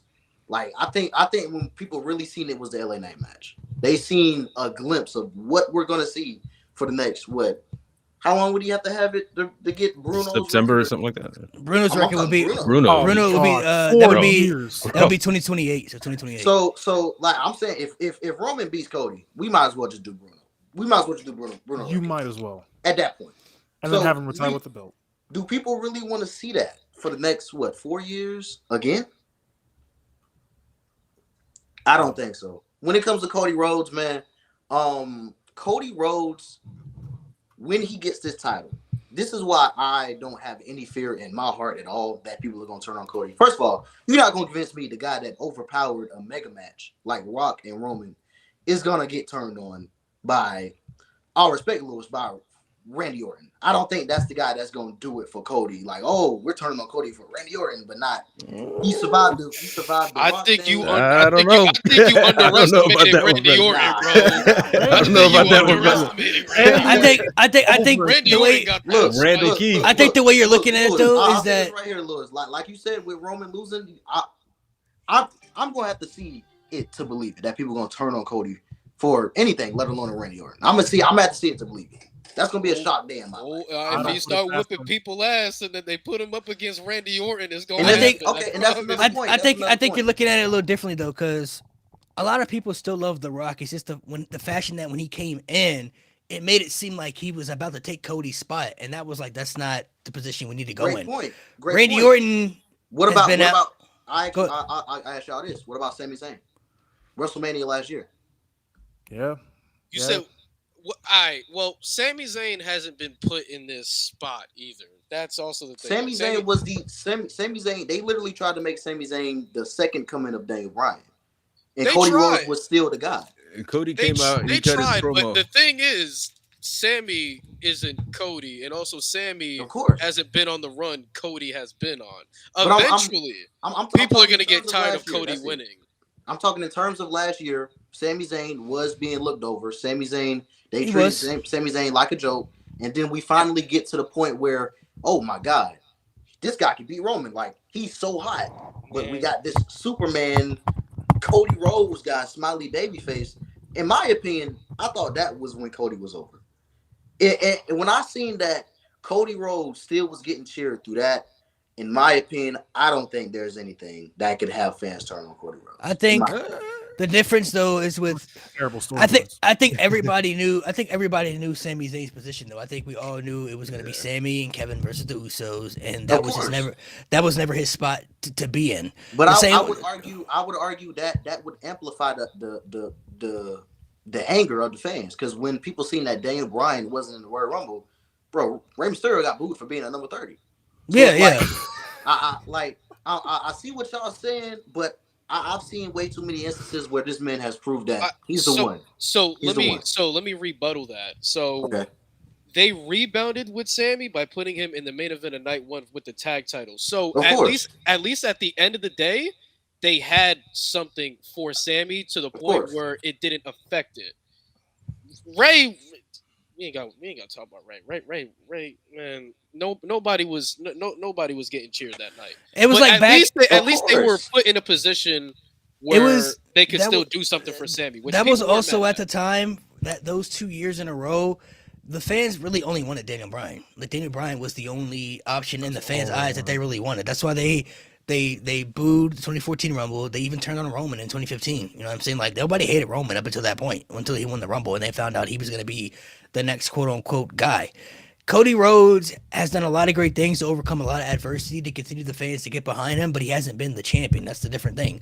Once he becomes the champion and he starts to win, the feel and the aspect is just gonna feel a lot different just because he has the title attached to his name. Well, That's I'll how ask this. the fans are gonna look at it. And I see that, but I ask you this: have we ever seen a guy who, let's be honest, the whole company is going to be built around Cody Rhodes? Have we ever? And we have Triple H, who is a master at storylines. Have we ever seen a guy in this situation where he is so over and he's going to have a combination of good storylines to come off of and good opponents? We haven't seen that. Like Lewis had brought up Kofi Kingston. After Kofi Kingston beat Daniel Bryan, he had generic feud after generic feud after generic feud after generic feud. Generic feud after generic feud. You know what I'm saying? I'll give you the perfect guy. I'll give you the perfect comparison for Cody. But I do think Cody's reign will be a lot longer. Okay. This reminds me of Johnny Gargano. Johnny Gargano had the entire NXT brand on the palm of his hands. What happened with Johnny Gargano? They put him up against another guy that fans really wanted to see with the run, Adam Cole. I feel like with Cody, eventually they're gonna put him with somebody, and this is where I feel like Randy, because people are still slobbing over Randy having another run. You put him up against Randy, I promise you, we probably won't see the full fans turning, but it will start friction of fans. It will start friction. And if you think about it too, before we sign off in a minute, Randy Orton is like one of those very few legends who's won a lot of championships, but I've never really heard too many people say Randy Orton buried this guy or Randy Orton's being overpushed in that position. He's one of those very few guys that doesn't get that type of steam attached to his name like a John Cena, a Triple H, a Hulk Hogan, and all these other guys you could think of. Even The Rock now, right now, people are feeling like he's taking too much. You know what I mean? Like, he's one of those very few legends that I never really heard that term with him, and he's won 14 titles, you know what I mean? I ain't really heard that term with Randy being attached to his name where he was burying somebody, he won a match he shouldn't have won, or he was being overpushed, or yada, yada, yada, all the above that they can think of, you know what I mean? Randy Orton coming off the backstretch that he has, there's still people who feel like he deserves certain moments, and I feel like if they match him up against Randy, like Cody, like Lewis said, the fans are gonna have to choose. When they had Adam Cole and Johnny Gargano, the fans are gonna have to choose between who they wanted, and they chose Adam Cole. They booed Johnny Gargano at one point, and he was the most over babyface they had in NXT for some years. But when they matched him up against another guy they really liked, and they really feel like they had to pick and choose, okay, they made their decision. Now I'm not saying Randy Orton is gonna be that guy, but eventually, I do think Cody's gonna go up against somebody where they're going to have to pick who they pick. And I'm not saying they won't pick Cody, but when he has that title attached to his name, I wouldn't be shocked if the fans say, we're tired of Cody now. You talk about records, you put him up against Randy Orton, people want him to break Flair's which is bad. I see what y'all saying. I see what y'all saying. But this is the same guy who also went into his second Royal Rumble win, taking out CM Punk, the guy that everybody swore was gonna win the Royal Rumble, and still was met with tears. Actually, wait a minute. CM Punk was getting booed during that Royal Rumble, that last final two. He was. Yep. So it's like there are a lot of Punk detractors too. There are a lot of people that don't want him that this guy is doing. I think he's that 1 in 1 million that he might be cooked. Nah, I don't think. I think this guy is something different. So you don't think if they put him in a feud with Randy Orton, and mind you, people would want Randy to be a heel during that feud. Mind you, just think about the era we're in right now. People would want Randy to be in the feud. So you mean to tell me if Randy don't savagely whoop this man's ass time and time again on TV that they wouldn't want Randy to be over Cody? No, because we're seeing the same. We're literally seeing the same thing with The Rock. The Rock is. I'll even do you one better. Time, though. That's why I'll even do you one better though. What if He's not here all the time either. But what if he had to go up against John Cena? Because there are people who want him to beat that record too. Yeah. And John Cena has been losing consistently for the last 6 years, damn near. So if he were to go up against Cody, the fans still want him to break that record. And I think more fans love John Cena now than they did previously because he's not there anymore. So when John Cena comes around, it's a special attraction, and you don't know when the last time you're going to see him in that spot. You know what I mean? So I see, but like John Cena, once again, another guy that Roman Reigns already took care of, like, in the past. Like I think when it comes to nowadays, fans recognize and they realize that it's probably the best decision for the number one guy who is like the number one guy. He's the active guy. He's not the old timer. It's probably the best decision for this guy to get this win. Well, I think fans recognize. Nate brought up a good point. What if Cody gets cooked and buried on the mic by somebody like LA Knight and he beats LA Knight? I don't think they do that feud. I don't think they do that feud. With all due respect, I don't think they do it, but it's He's just got to bounce to Raw. It's just a hypothetical. Okay. All due respect, I mean, how much? I don't think he could Cody on the mic. First of all, you don't think he could? How many people in WWE are that much better than Cody Rhodes on the mic? Like, come on. Really no. I think Cody can most definitely hold his own. But we've seen it time and time again. We saw Miz fry Cena on the mic just for Miz to get packed up. I think when we're talking about being cooked, Cody can cut good promos, but he's not a savage promo cutter. Like he cut the promo on The Rock, but like that's like He one. showed a glimpse, but It That's took a him like very 9 months one. to do that. That's a very very one in a Because- million promos you see with Cody because that goes out of his character. Yeah, Right. he hasn't been in like the feuds to do that. He's been in like he hasn't had the time where Now, if he were to go up against LA Knight, I think he could hold his own against certain people. I mean, he would definitely get cooked by Cena, no doubt. If Cena really wanted to cook him, Yeah, nah, Okay, yeah. that's My the thing one with that's Cody. the one guy. That's the one guy. Cena- my thing yeah, with Cody. Cena- My thing with Cody is that he needs to once show you hear more of an fine edge. speech, yeah, back it up, bro. Back it up. That's the one guy. That's the one Now guy. when he He takes his needs to hat show off, more it edge. goes. Yeah, back it up. Yeah. But You all know, this Cody stuff that on- people are saying about Cody, I think we're gonna get that in this next year. better. Like think of all of John Cena's Possibly. greatest storylines as a face. We're gonna get that we're gonna get like times 10 with Cody. Like movie type storylines, dramatic Cody Rhodes, dramatic stories. I think from looking at how Roman Reigns was booked, as movie aspect as this title reign was booked, I don't see how they just go back to having generic feuds, babyface beats everybody. I think it's going to be probably the most creative run we've ever seen, in my opinion. If So- we see, it if will we need see to a be. creative Randy run with Cody in a feud, I don't know, man. Well, So I'm before- going to say it to look, Lewis. When that feud happens, I will bet you however much money we want to bet, and we can get it popping. That's all I'm gonna say. I'm I at only I'll I'll probably cheer gamble both. I only gamble for charity, bro. We gamble, we donate to charity, dog. So before we head off here, final predictions we already made. I want everybody to give me the match they're most excited for and the match that they think is going to be match of the whole WrestleMania. Like this is going to be the best match on night 1, 2. Like this is going to be the best match. So match you're most excited for. The match is going to be the best match, and maybe let's say a bold prediction. A bold prediction. They think it's going to happen. I think I'm most excited for the tag match that'll main event night 1. I'm very excited for that. Haven't seen The Rock perform live in some time. You going to WrestleMania? Yeah. I got to buy my night 2 ticket, but I have to buy my night 1 ticket. But yeah, I'm going, man. What's the other one? The biggest moment? Best match of WrestleMania. Best match I think is going to be Gunther and Sami Zayn. And Bold prediction. Bold prediction, maybe the Gorillas of Destiny. Oh, you're cooking. Hold on. Whoa. I like where your mind is going. That is a bold ass. Lewis, Wait, no, I'm gonna be mad as fuck if they come. Cause you mean to tell me you mean to tell me you're gonna bring them in and the Usos broken up? Man, fuck this shit. No, man. they'll be back. they're not gonna be get back broken up together. forever though. They're not gonna be broken up By the forever, end of this year, they'll probably be back together. I'm gonna be mad as fuck, bro. So what about Lewis? Match you're most excited for, match of the week, and bold prediction. I'm excited to see my Lord and Savior, my God Gunther, whoop some ass again. I am very honored. We've been on this earth has existed for billions of years, and I live at the time where Gunther wrestles, so it's gonna be great.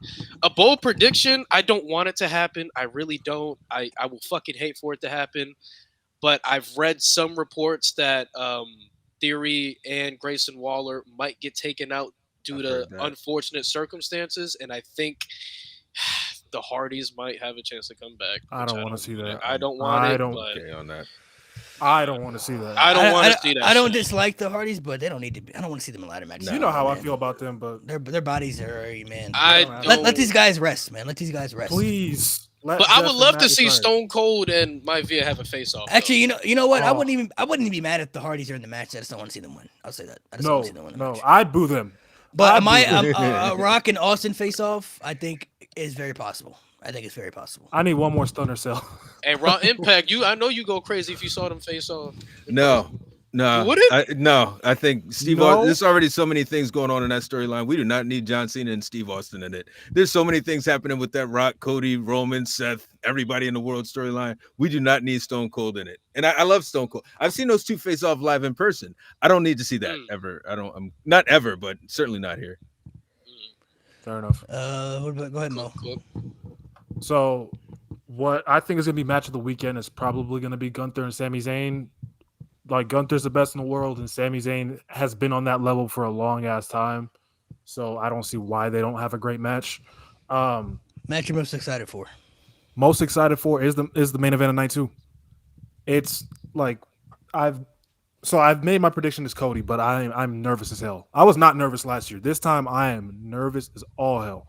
So And I like that. I haven't been able to Bold, watch professional wrestling like that. bold prediction. Bold prediction. I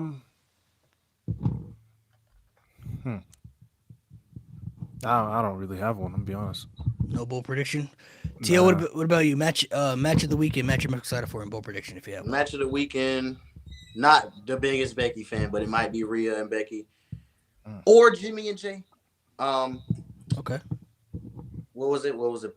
Match you're most excited for. Oh, to get to see my uncle win the world. You know what I'm saying? You know me. You know me. Y'all know who I am. You know what I'm saying? Most excited. Main event night 2. You better hope that man wins, bro. Yeah. Hope that man wins. And I hope. Bro, look. If they don't win, look, Triple H, this is for you, buddy. Look. Come on, Fee. Work. If he don't win, bring back bullying. T.O. is all elite. Cody is all elite. That's all I'm That's saying. crazy. But with that being said, I think I have never been so confident going into a match. I'm not gonna lie. Like, I'm not scared at all. There's no chance in your mind Roman's winning. Not a chance. I'm not. If Roman wins this match, bro, I might have like a legit, like, I don't know. I might have a heart attack. No joke. I wouldn't be shocked. Shocked I would be, bro. I'm being so serious. All right, so for me, match I'm most excited for is Cody and Roman, just because the outcome, I need to see it. I need to see it already. The match I think is going to be match of the week. I think it's going to be the ladder match. I think that's going to be the best match on WrestleMania is that ladder match. And a bold prediction for me, I think Girls of Destiny is a pretty good one. It's a pretty good one. I think we are going to see Austin and Rock face off. I think we are going to see it. Maybe I don't think it's going to happen night 1. I think it's going to happen night 2. I think Austin comes out night 2. Because there's going to be more. That match is going to have more false finishes, more interferences than you could only imagine. So there's so many things. By the way, I made a deal with somebody that I have to wear a clown wig if Cody loses. So I'll be ready for that. Yeah, yes, sir. We need that. We'll put that shit on then. You might as well. I'll put it on my channel too. All right, guys. Thank you guys for joining. We're gonna sign off. I'll let you guys, if you want, you can plug in your socials again real quick before we head off here to everybody. They can follow you if you got podcasts, YouTube, whatever you want people to check out. Yep, I'm at Sir Blackston on just about everything, or at Raw Impact Radio on everything: TikTok, Instagram, Facebook, all that good stuff. Go ahead, Tio. It's Till Sales 44 on everything. We